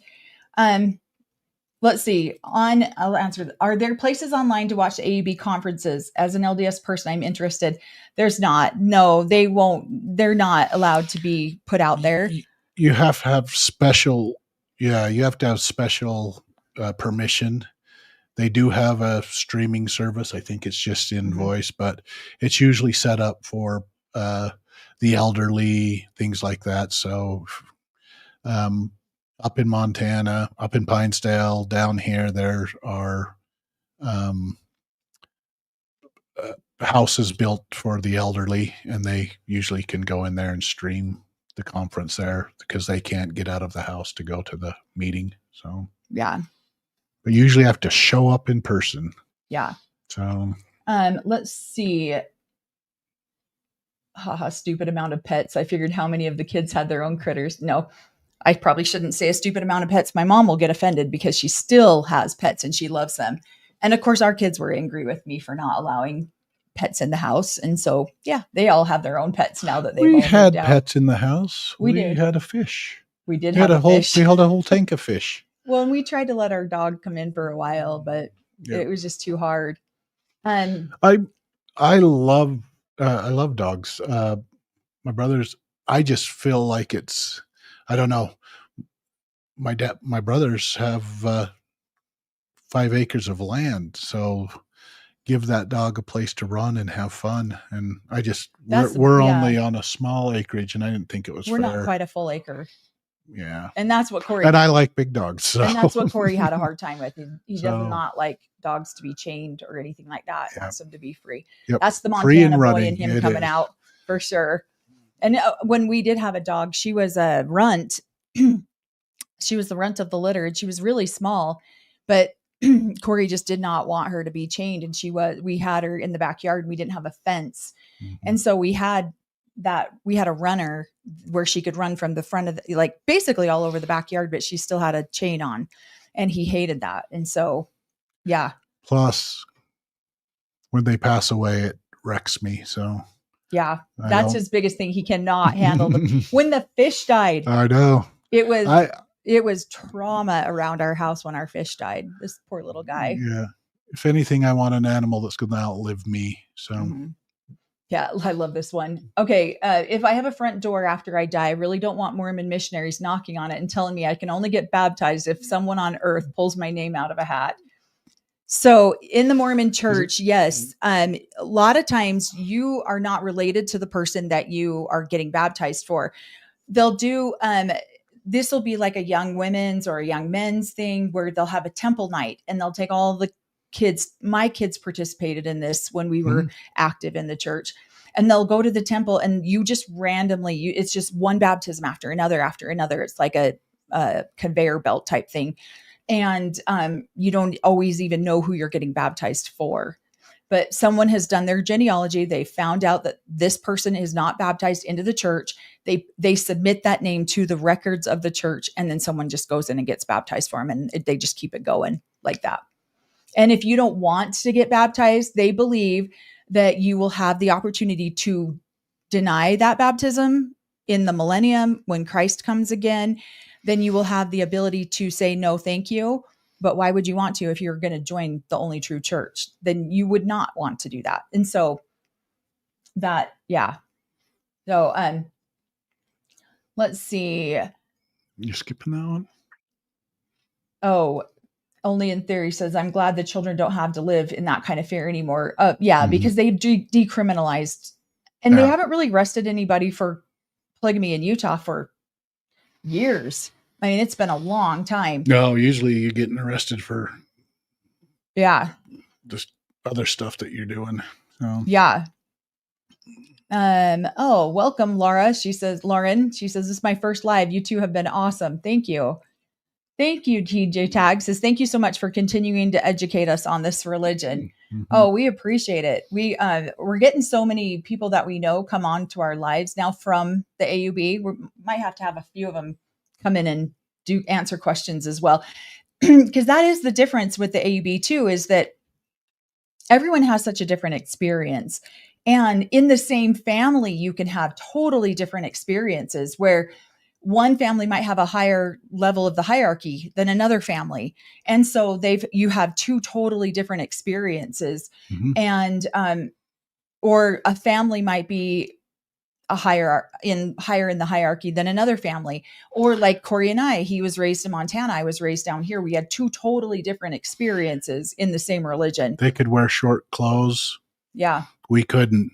Yeah. They paid 10% tithing. We paid 20. So it was a whole different rules for different families within the AUB. So it really was. And so that's why we just try to share with you what our experience was. Some of our experiences or our beliefs or what we were taught about the doctrine is the same, or it's very similar. And sometimes he'll say something, I'm like, that is not what I was taught. And then I'll say something, he's like, that is not what I was taught. Mhm. And so that's why it's so hard. We don't want to speak for all AUB members because we don't know what someone else's experience was, and their parents might have taught them something different. And so the AUB is very different from the FLDS, where you have to have all of the exact same beliefs. And the Mormon Church is very similar to that too, where you have to be in alignment with all of the same beliefs. Where in the AUB, it is a little bit different. People will teach their kids based on what their own understanding of the gospel is. And so we definitely never want to speak for any other AUB members. This is just our experience, what we've come through. And we've had some people say, oh, don't listen to them. They're liars. They don't know what they're talking about. And I'm like, okay, did you live in my house? Do you know how I was raised? No. And so, yeah, that gets a little bit fun when some people come at us like that from the AUB that are currently in the AUB. Go ahead. What we're going to say? Nothing. That was that next question that you just almost clicked on. This one right here? No, 2 down. Oh, let's see. No. Right here? Yep. I watched Sister Wives and my boyfriend said, why do you watch that? You know, they don't like Native Americans. Is this true? What is the opinion about Native Americans? Native Americans their belief system is that the Native Americans, okay, I should say Mormon and the AUB's belief system is Native Americans are brothers. They were actually, well, they're those that are still standing from the Book of Mormon. And so the Book of Mormon was supposedly written about them. Native Americans, so, yeah. Our family loved the Native Americans. My dad would go over to a bunch of the tribe lands, and they have belief systems that they are, I don't know how he would do it, but that they are, he has a lot of belief systems about not only the Mormon Church, but Native Americans, the Hopi Indians. He studied a lot about the Hopi Indians. So, yeah, my family didn't have an issue at all. So I was not taught anything about the biggest in the AUB, the biggest racist group, it would be African Americans. Yeah. And that's it. Other than that, there's not. Of Cain is what they call it. Yeah. So. And unfortunately, and I wish it wasn't that case, but it is. Yeah. That is what they teach. And but Native Americans, 90% of the Book of Mormon was based around Native Americans. Yeah. Mm-hmm. That's their history. They consider the Book of Mormon the history of the Native Americans, rewritten for them. So yeah. So no, I'm turtle. Yeah. What? Get a turtle. It'll outlive me. I know. We actually almost did get a turtle once to put in our fish tank with our fish, but yeah. Let's see. Wow, caught you live. I've been binge watching you and your YouTube channel. I've always been interested in the various religions. The FLDS was always so difficult to study because it's such a closed society. Mm-hmm. Oh yeah, it really is. And there's a lot of people, like I said, who are upset that we are talking publicly. We get more support than we don't, for sure. I would say, wouldn't you say from like the AUB people that we know, I'd say probably 95% of everybody that we've talked to has been super supportive. There's only those one or two that get really like self-righteous and stuck in their tunnel vision of thinking, and they don't want to ever consider something else. And so then at that point, they don't even just stick to what they believe in. Then they go to name calling, or they go to Cory and Melanie are just angry. Melanie's an angry person. Don't listen to what they say. It's not true. That kind of stuff. But really it's just because they are uncomfortable with other people talking about stuff. Cory's over. They're not frustrated. They can't say you're wrong, you're lying about it, but they can say I'm being irreverent, flippant about their religion, that I'm not keeping it.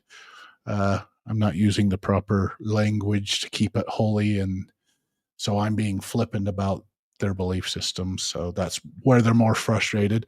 They're probably going, no, he's telling that, but he's not telling it in the holy way. You're not telling it in the right context. So therefore it's being taken out of context. And people can think that we're abusive. We're not abusive. No. We're just raising our children righteously. And if you spare the rod, you spoil the child, or some other. Right. Yeah. So, and it's funny to hear people come back, and I feel the same way sometimes when I hear other people talk about stuff. Sometimes I feel a little bit like, excuse me. And so I understand, and this is why we try to not disparage or talk bad about other people that we grew up with, because we know that it's hard to hear sometimes when you're on the other end of that. But I'll make fun of their dogma. And a lot of people, I've had a couple of people come after me for the things I've said about my dad. But again, you were not raised in my home. You don't know what happened. You were not a 2-year-old child that had a hand put over. At 2 years old, I had his hand put over my mouth till I passed out. And so there are certain things that happened. It was very physically aggressive. It was very physically violent home. And so that just is what it is. I'm not trying to disparage my dad. They're just things that have happened that we're going to talk about. If that makes you uncomfortable, you don't have to watch. You can just scroll to a different YouTube channel. Because they talk to a doctor, and the doctor says that wouldn't harm you. So literally, and that's something that a lot of them. Yeah, we checked with somebody above us. They said we're okay to do that. So. Yeah. No, and I really don't mind questions about my family or questions about my dad. It's just the AUB members that come back and say, oh, she's lying about her dad. I know her dad. He is not that way. Well, now he's not. But when I was 2, that's what happened. Yeah. And then when I talked to my parents about it, it was like, oh, well, we talked to the doctor and they said you'd be just fine. As soon as you passed out, you'd come right back too. Your natural instincts would take over and you'd start to breathe on your own again. I'm like, what the? And so this is the way that we were raised. So I don't mind questions about our family. And I'm going to answer them as honestly as I can.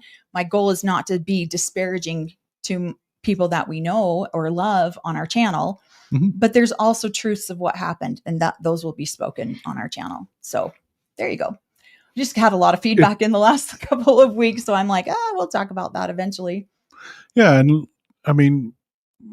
I love my parents, but they were learning. And once they figured out that, hey, this isn't working with this child or these kids, let's try and so that is another frustrating, I guess, thing. Well, we messed up on this group of kids. Let's do it a little bit better on the next group of kids. Let's change our tactics a little bit and see if these kids turn out better. So we literally have heard I've heard my parents say that, oh, we messed up on the older kids. Good thing we have this next batch of kids. And then, oh, we messed up on those kids. Good thing we have the little kids. Well, my parents changed they would go, wait a minute, that's not working. Let's change our tactics. And so I felt like that later on with our younger generation of kids, they were a lot more open, loving, not so strict, not so stern, spoke kinder. So and hopefully, like, you learn as you grow. I was one of the oldest kids. Of course, I got some of the worst parenting. My parents didn't know what they were doing. And so hopefully that you learn and you get better at these ages. And people say to me, how can you even talk to your dad now after some of the things he's done? Well, there's been a lot of healing. There's been a lot of healing on his end. There's been a lot of healing on my end. And there's been a lot of apologies. There's been a lot of remorse and tears, but the facts are still there of how things are and what happened. And and some things are still the way that they were. And those are the things we should talk about. Those are the things you want to bring out into the light, because abuse happens in the darkness. And unfortunately, in these religions, we don't talk about so much of this. So the abuse just continues over and over and over. And they asked me the same question. How come you don't, how can you still talk to your dad and I can't? He's been passed for 8 years. So. Oh my gosh, you're 9 years this year. 9 years. Oh, so I haven't been able to talk to him for 9 years. So he always says he's half an orphan. I'm like, stop saying that. That sounds so horrible. Well, technically, I'm like a quarter of an orphan. Still have 3 moms. So. Oh my gosh, you're horrible. Okay, Only in Theory says, is there any kind of infrastructure in place to help a woman or a young adult leave the AUB? Like how to apply for things or how to get housing? There isn't formally recognized by like the government or anything like that. There is a local business here in Utah called Holding Out Help. They're actually doing a 12-day fundraiser right now. If you wanted to donate to help that, they really, really know how to pinch a dollar and make it go as far as possible. And they offer counseling, therapy, places to live, all sorts of things for people here in, anyone who's wanting to get out of these abusive situations. It's becoming more and more of a thing. I have some nieces and nephews that were leaving, and my daughter got down and figured out how to get them jobs. Some different can go to school, things like that they can all apply for. And so I've got nieces and nephews now that are holding down jobs and going to school from just they're getting their GED or their high school diplomas while they're working. So, and they're all over down here. So that was really cool. My daughter's awesome. I know. That was really sweet when she did that, because 3 of the kids came down from Pinesdale without high school diplomas, and she's getting them. She's helping them to get that. So the state does offer something like that. And I actually think they're paying them. Is that what you just said? Yeah. Sorry, I was reading some comment. They're going to work and getting paid also to finish out their things to get them on their way. It's a grant system that they do to help these kids coming out. So there's a lot more resources that might have been available when I was a kid, but I didn't know about them. But a lot more resources that were able to help some of these guys coming out of the AUB. Right. So welcome. Come on. Yeah. We can point try you in to the help right as much direction. as we can when people reach out to us. We try to point them in the right direction. Again, we're not therapists.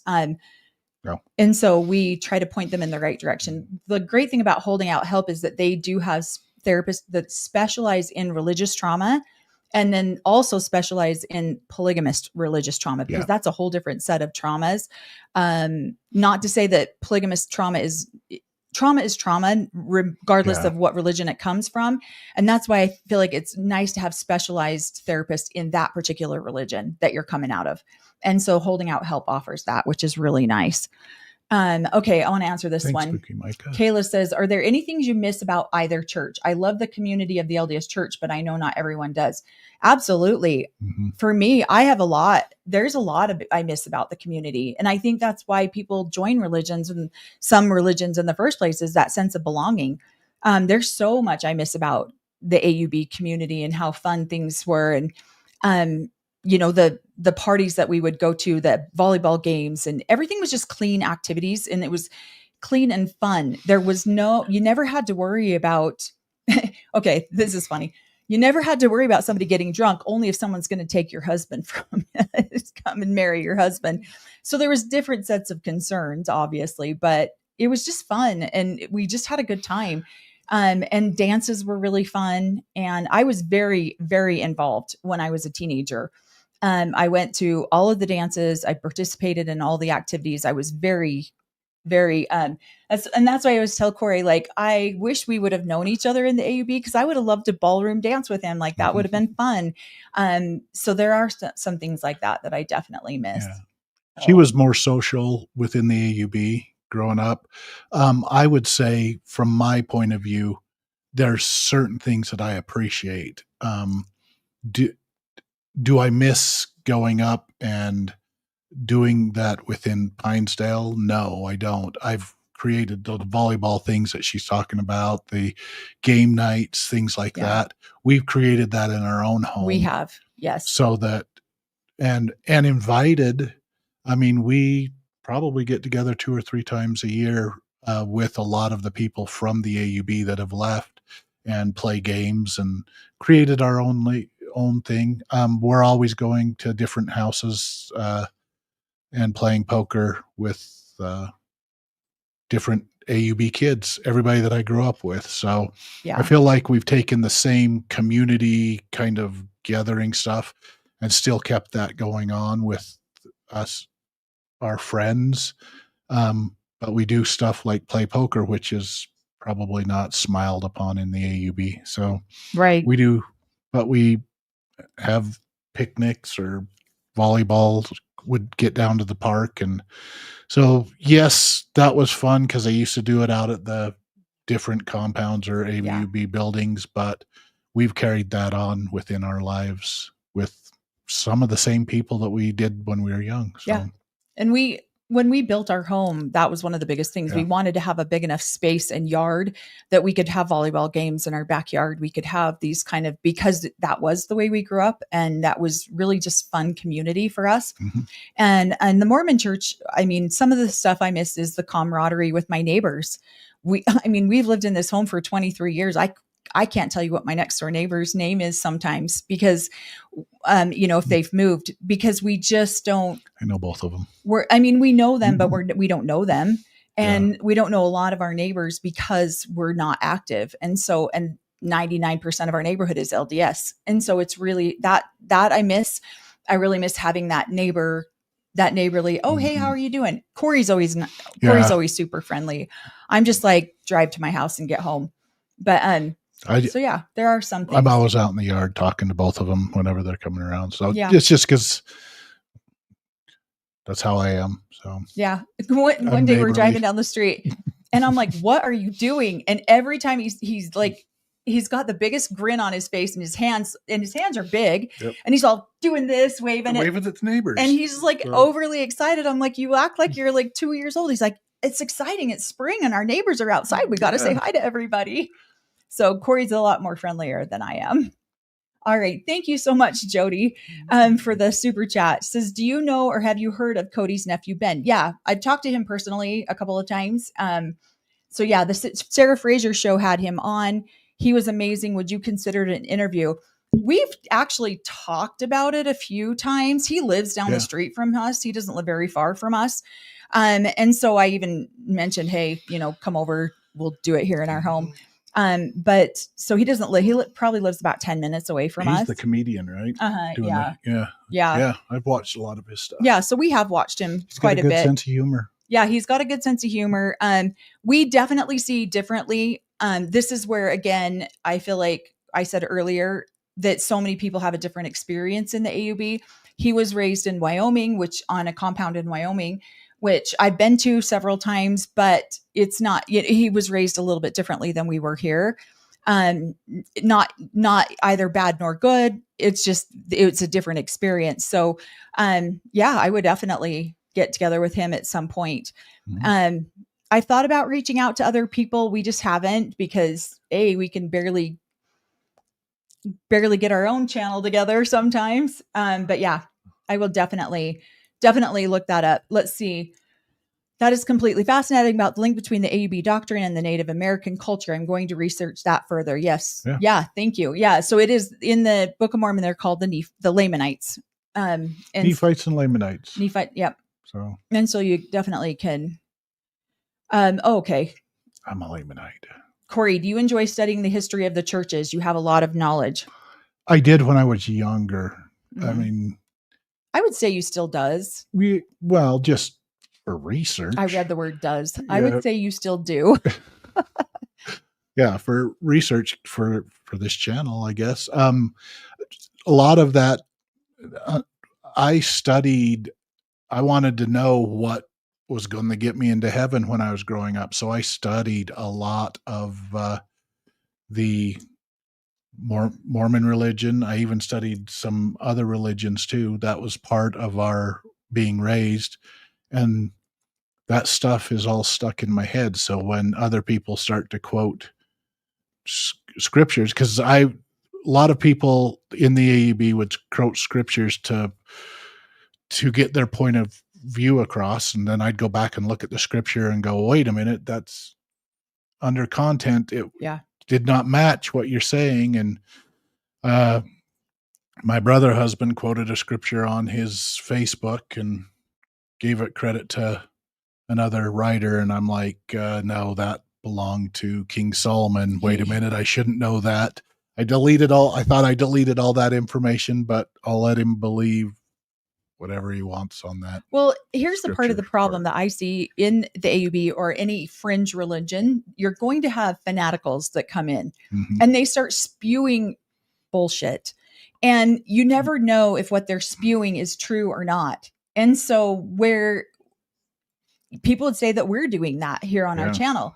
And so we're both the type of person where we're like, if we're going to talk about this, we want to, is this true? Like, is this, because you just never know, because they come in with such conviction in what they're saying. And so Cory was like, oh, he came in like he knows what he's talking about. Let's see if he really does. And then he opens the scriptures and it's like, yeah, he has no idea what he's talking about.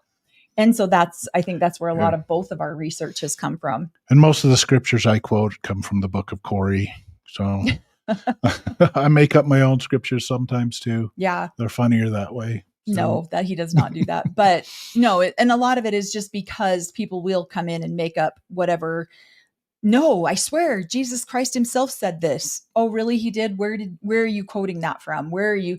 Well, I know it's in there somewhere. I've heard this my whole life. And so nobody actually has the real, like, okay, you can open the Bible and it's on this page on this, this is who said it. And so Cory loves to really, let's see who actually said that. And then he goes back and researches and I don't think so. I knew who said that one when he said it. So because he gets up there and he's like, Jesus taught these things. And Cory's like, no, King Solomon taught those things, not Jesus. And so that's where you tend to get a lot of people who know a lot of things to be absolutely true. And they're full of crap. They don't know anything. And I tried to delete most of this stuff, but it's like, bad song lyrics. They're just stuck in my noggin because that's what I studied when I was a kid. Right. So, okay. Catherine says most isolated religious communities are rife for abuse, even the Amish. Oh yeah. And 100% that is true, unfortunately. And that's why I feel like the more we talk about things, the more it opens things up. And this, the Browns went public so that they could help people see what polygamy was really like. And I think they did a great job because they have truly shown what polygamy really is like. And it gives us a launching off point of being able to talk about some of our experiences and the things that we've gone through. And so I think that they did a great job on that because this was such a closed society for so long, just riddled with abuse. And I feel like it's getting better. People are starting to call out the abuse when they see it a lot quicker. I mean, holy hell, there was a man in the AUB who was on the leadership who used to pimp out his daughters. And he would let men come into his home and try his daughters out. And this is for a truck, for a car. He would barter his daughters for things. I know and it's disgusting. I feel like now because we're peeling back some of the layers of the secrecy. Now those people are being exposed. And the daughters now understand more so than they ever have. Some still not as much as others, that they can talk about that. They can report that. They can say, yeah, this isn't right. I don't need to go spend the night with this man so you can have a new truck. Then they're starting to talk about this kind of thing. And I know that sounds gross and disgusting because it is. So, yeah. And so I feel like bringing these to light on our channel might piss off a few people, and that's okay. It's okay. They'll just keep watching. Catherine says, I believe you 100%. Melanie, thank you. I mean, if people don't, it's okay with me. She's a 200 horsepower wife. I'm going to try to get down and answer some more of these. Thank you so much for that super chat, Share Bear. Let's see. Let's see. We'll answer this one. If incorrect, please forgive me. I think it was mentioned that your father is a convert into the AUB. How was he introduced to the AUB like Cody Brown's parents introduced him? So yes, both of my parents are converts. And my dad's best friend was one of Rulon Allred's sons. So he was a direct brother to Christine Brown's. So Christine Brown's father and my dad's best friends were direct brothers, same mom, same dad. And so that's how my dad found out about it. And he was converted by Rulon Allred himself. And Rulon converted my mom as well. And so my mom was recently telling me that my dad, when he joined, he was 12 or 13.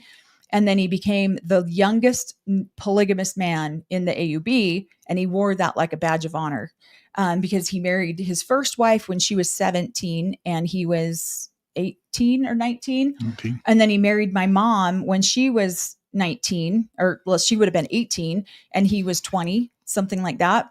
And so here he was, this brand new 20-year-old with two wives in the AUB. No one that young had lived polygamy before. So he took that on as a badge, and Rulon was his personal mentor and guide. And that's how Cory's dad was converted as well, was from Rulon. Rulon did a lot of proselyting way back in the day when the AUB and the FLDS split. The FLDS went one way, the AUB went another way, and Rulon converted a ton of people back then and had Cory's dad converting a ton of people back then as well. So yeah, there was a few men that were going around. Yeah. They would go to LDS, LDS firesides and ask about deeper questions of the gospel. And then they would be pointed in somebody within the AUB's realm to go and learn more. So, yeah. So where does the name Apostolic United Brethern come from? Is there meaning behind it? I'm sure there is. I didn't even know it was called the AUB for years. Really, Sister Wives is the one who brought that out and made it more public knowledge. We were always called it the Allred Group. We knew it as the Allred Group. Yeah. They needed an LLC or a corporation because they'd lost their religious status. So the Apostolic United Brethern, I don't know of any significance. It's like, no, there's no significance because they never sat and taught about it. They considered, yes, we were the Allred Group, but to be honest, we are the true Church of Jesus Christ of Latter-day Saints is what they taught, the original. And the Apostolic United Brethern is just a corporation name so that they can transfer money back and forth. So, and I know that we have it's a worldly name. Well, we have a user on here whose dad was one of the original members, so maybe he can enlighten us a little bit on that. Where they came up with Yeah. So maybe you can throw that out there, how they came up with United or AUB. But truthfully, most of us didn't even know that it was called AUB. Most of my life, I guess I did, but I never really referred to it as that. It was just always called the Allred Group or the group or the work or something to that effect. We never really called it the AUB. Okay. I'm going to answer this one just because it's going to be funny. I'm going to be careful about how I answer this one. How does the AUB feel about cannabis use? So I think that as long as it's used for medicinal purposes, then yes, I would say that a lot of people in the AUB use this. And however, as long as it's prescribed by your doctor or whatever, then yes, a lot of people I know in the leadership do use this. You got to use the right strain to get revelation. If you get the wrong strain, it's nefarious revelation. So yes, we do know a lot of people who do use it. There's a lot of people in the high leadership that use it. It's just personal preference. It's what your doctor says. I don't think it's discouraged by any means. I think that it's definitely people use it if they need to. I want to Cory calling that man his brother husband with his full chest when he knows he hates that will never not be hilarious to me. Thank you, Brittany. I think so too. It cracks me up every single time he says that. Deep down, he likes it. So he's watching. Hi, buddy. Well, what's funny too is in the earlier days when we had first gotten married, we did, we've said this before, we do a lot of family stuff here, and you will see this, my ex-husband, in Christmas pictures, Thanksgiving pictures, birthday pictures. Like, we invited that man to everything at our home for our kids because we wanted him to have, I wanted my kids to have a relationship. I wanted them to be proud of who they were and where they came from. And so, yeah, he was very much welcomed at a lot of things. It was tricky to navigate through, but our kids were more important to us than our own upsets or feelings. And so, well, and it's because our kids wanted to be here they didn't want to be left out of a big get together, but then he would it was his time to take them. And so it was like, well, I mean, if you're going to stay here, and our daughter would say, can he come over and hang out? And we'd be like, sure. Because we at least could keep an eye on him, make sure that our kids were safe. Yeah. And not being messed with. So, yeah. And he's never owned a home or an apartment or anything. And we've been divorced 25 years and he's never committed to anything like that. And literally never had an apartment lease. 2 really nice campers though. Yeah. No, they weren't his campers. I know. He squatted in someone else's campers. But yeah, so that's that. And we wanted our kids to have a safe environment. And if we could provide that where they could still have a relationship with him and then be in a safe environment, then that was important to us. Mm-hmm. And so we allowed him to be here for a lot of those kind of activities.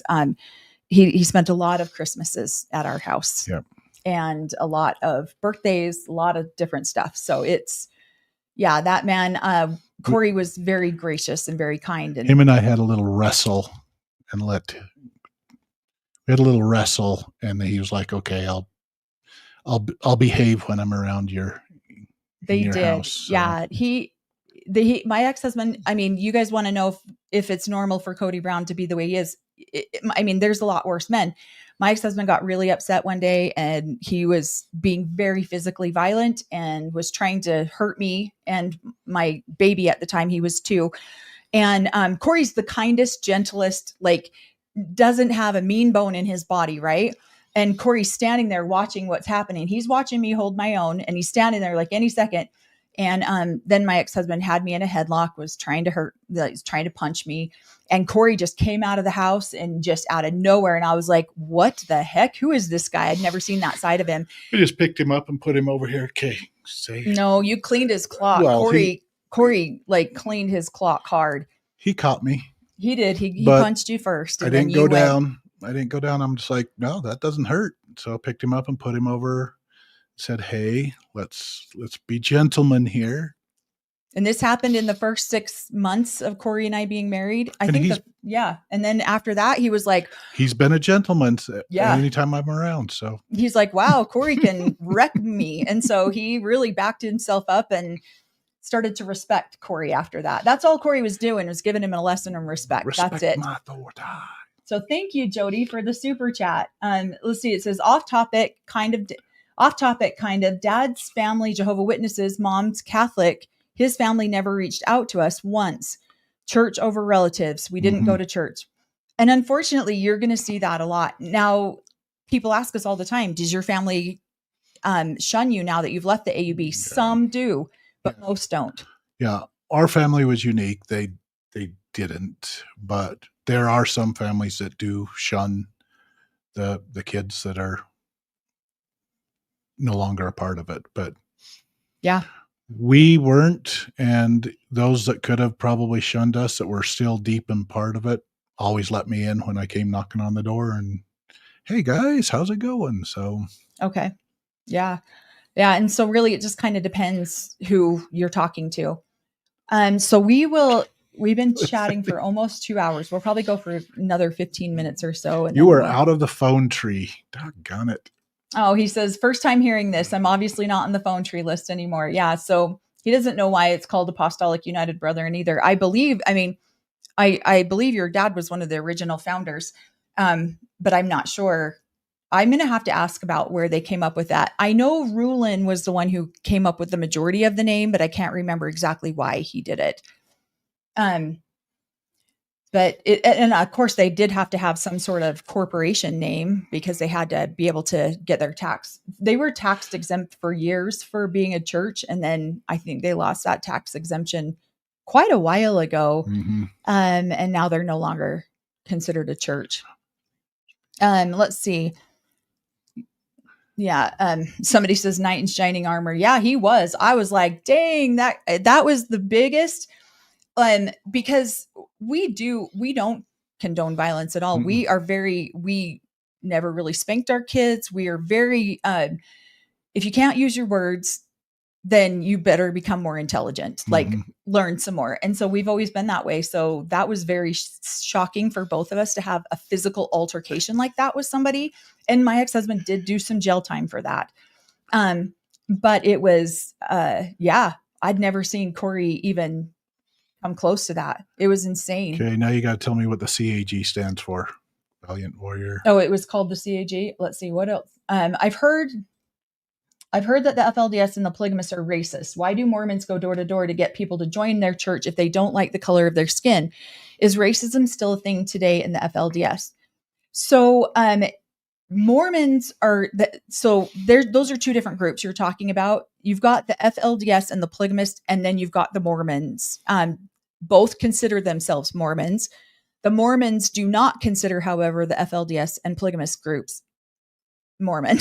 So the Mormon church, the Church of Jesus Christ of Latter-day Saints, they are the ones who go door to door. They're the ones that are proselyting and trying to get converts. The FLDS and the polygamist church don't necessarily do that anymore. They did in the beginning, but they don't necessarily do that anymore. And they're the ones who don't allow. Yes, they're very racist. The Mormon church no longer has that policy. 1978, the Mormon church had a revelation saying that every male could have the priesthood no matter their origin. And Joseph Smith originally taught that. The church was not racist at the very beginning. There was Joseph Smith had friends in the church that were African American, and they were just fine with, like, that is not a teaching of Joseph Smith. That's something that came into the church at a later time, and then the church took that second prophet. Yeah, so and then the church got rid of that. So the church was not originally founded on racist beliefs like that. Just sexist, so because only males could have the priesthood. Just sexist. Yeah. Let's see. That's hilarious. Sorry. Okay, I'm going to try to get down here. Okay, I've got to get some of those. Let's see. So sad that a church builds such negativity and unhappiness for women and children. And I think it does too. But if you ask people who are currently involved, they will say that that is not true. I would have said that that was not true. That this church is what brings me the most happiness. It brings my children the most happiness. It brings, because we're striving for eternal life. And so I would have said that that wasn't true. Yeah. And I would have 100% believed myself, even though. It's hard, but it's hard to refine us so that we become more righteous. Right. So I agree with you, Lynn, on that comment. It's just some people would say that that's absolutely not true at all anymore. And I think it's sad because you don't see it until you see it. And Christine didn't see it until she left the AUB and left polygamy altogether. And now she goes back and she sees some things, and you see her talking about it. Now she's reflecting back on the actual abuses that she did incur while she was there, but she didn't see that as abuse while she was in it, because that's what we were taught, that that's life. And we didn't know that it was abusive. What are you reading? Valiant Warrior. Let's see. It says, I think the AUB was formed to keep United Industries financially more protected and create the government sanctioned religious status. Yeah. I think he's right too. I think he's right. Yeah. It's more of, it's more protection for the assets that the Allred Group was starting to acquire, and they needed to, they needed a way to protect assets. Yep. I would agree. I would agree with that. Somebody says, on Seeking Sister Wives, one of the men's last name is Allred. One of his wives, Aldridge. Oh yeah, it's Aldridge. No, Allred. Okay. And one of his wives is Mitch's sister. What is his position in the community? So we know, so Cory grew up with the one wife, Charisse, and I grew up with Vanessa, which is Mitch's sister. And so Vanessa and Mitch have the same grandma that I have.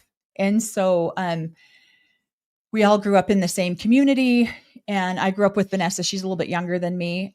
And then the Aldridge, Jeff Aldridge, he converted into the AUB, and his first wife they were married when he married Vanessa, because I believe Vanessa is the second wife, and then Cherie is the third wife. And they are not a part of the AUB at all anymore. They left the AUB a long time ago. And first of all, they would not have been allowed to be on Seeking Sister Wife if they were still active. I don't think the AUB would have tolerated that, but I don't know. I mean, especially after the Sister Wives debacle. Yeah.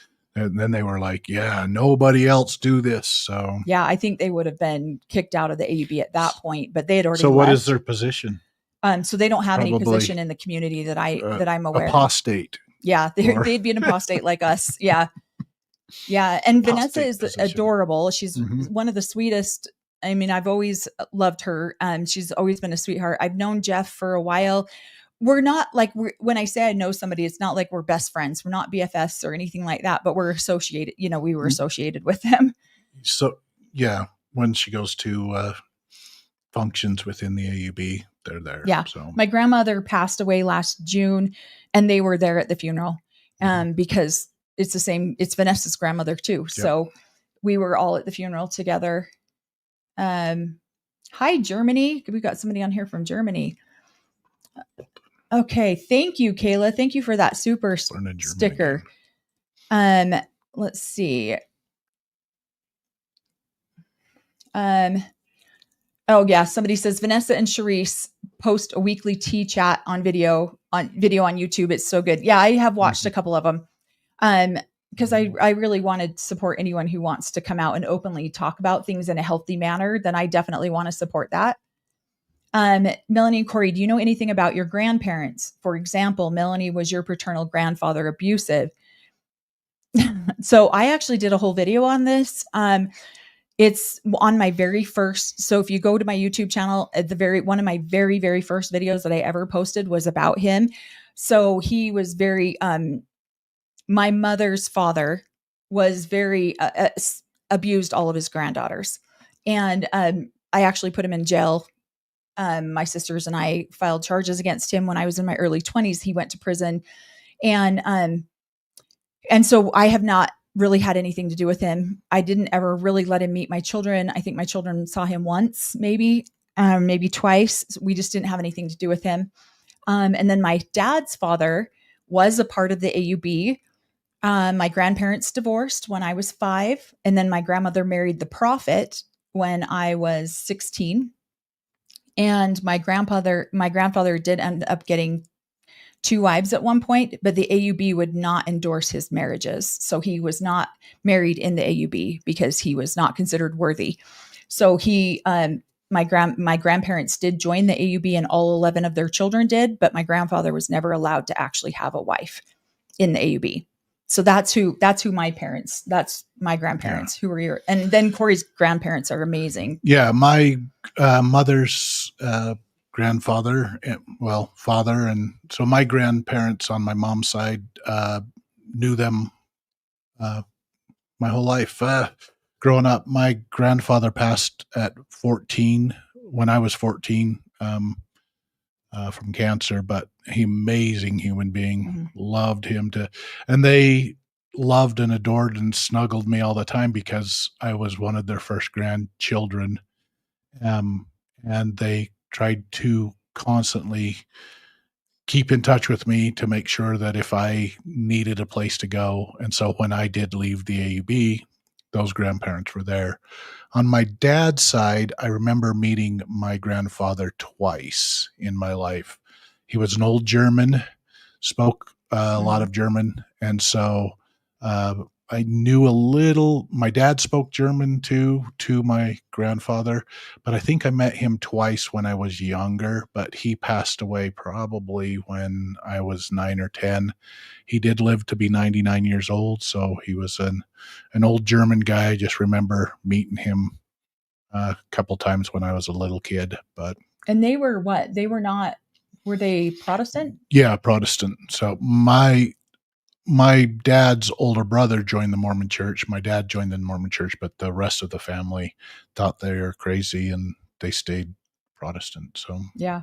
And then his mom's side was very LDS. Yeah. So, and my mom's side was claimed to be very LDS, but and then my dad's side came from the LDS, the Mormon Church as well. Yeah. So yeah, and but all of our grandparents have passed now. Mm-hmm. My grandmother passed in June of last year was another mother's mom. But I mean, she'd been my grandma since I was 2.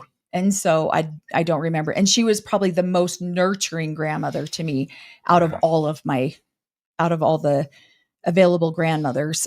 She was probably the most nurturing and treated me exactly as if I was one of her. I used to spend the night at her house all the time when I was little. So yeah, she was very nurturing. That one was probably, when she passed, that was the hardest grandparent passing for me. Yeah. Because she was such a huge part of my life. And she is deep into polygamy as she's true blood polygamy. So she's a Jessup. And she's, both sides of her family go all the way back in polygamy. She's one of the true matriarchs of polygamy, but maybe that's what made her be able to love so unconditionally to people. And so my other mother was her oldest. And then Vanessa and Mitch's dad was the next oldest. So that's how we were connected to her. So we'll answer a couple more questions here. And then do you think Christine's new book is going to spill a lot of tea on the AUB? I don't think so, as much as it's going to be more about what her experience was in leaving the AUB and maybe deconstructing religion in general. So I don't think that she'll, but I don't know. I don't know.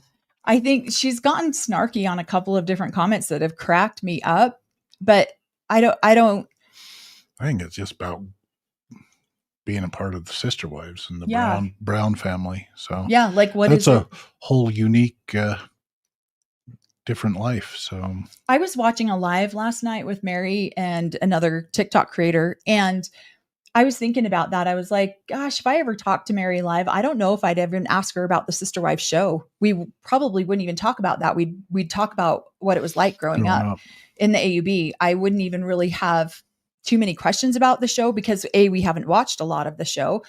And so I was thinking about that, and I was like, yeah, Mary and I knew each other from the time I was young, 14, 15 years old. And so that's probably more around the questions that I would talk to her about and that's what we have talked about when we've gotten together. We haven't really talked about her show that much. But yeah, I think that'd be interesting. I've kind of thought about that, but I don't know. We'll see. Aldridge Adventures is the name of their YouTube, if anyone wants to check that out. And again, I'm all about people sharing their experiences, especially if they are healthy and they're sharing it in a healthy manner. And so I definitely want to support their channel. I try to watch all their videos. I try to, I went and subscribed to their channel.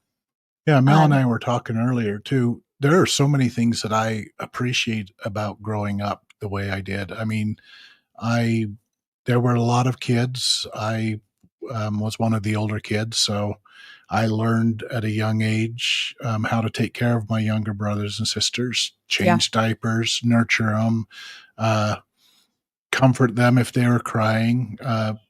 Tricks that I learned when I was a little kid that my kids and my grandkids get. So scratching the head, the back, things like that to get them to calm down their nerves. And so there's so many things that I appreciated growing up within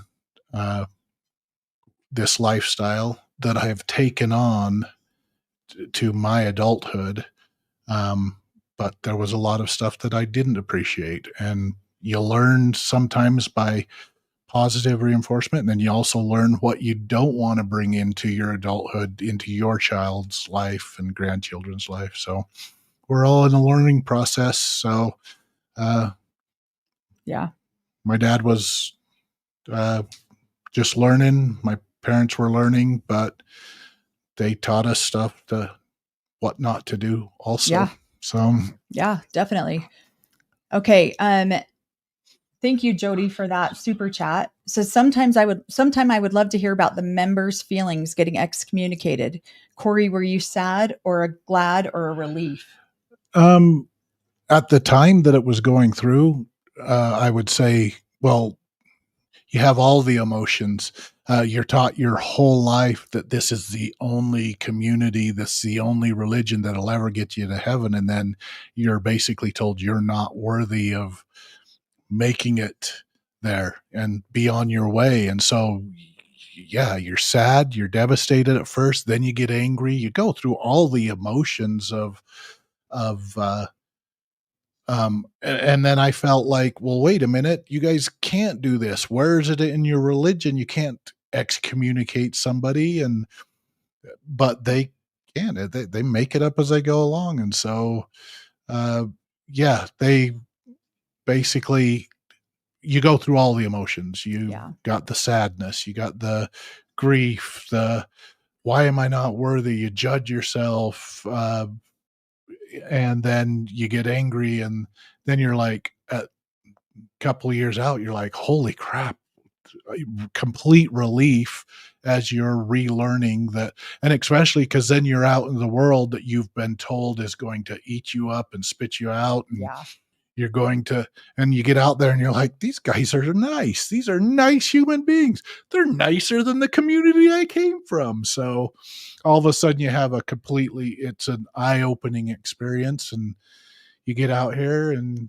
then a lot of the people that I grew up with were getting booted out or were leaving. And so I had still people I could talk to. And yeah, you go through all the emotions. It's all of them when you're being excommunicated. So yeah. And I think too, we've talked about it now that we see older people leaving, and they're leaving with like the Browns, where they're leaving and they have 4 or 5 wives. Mm-hmm.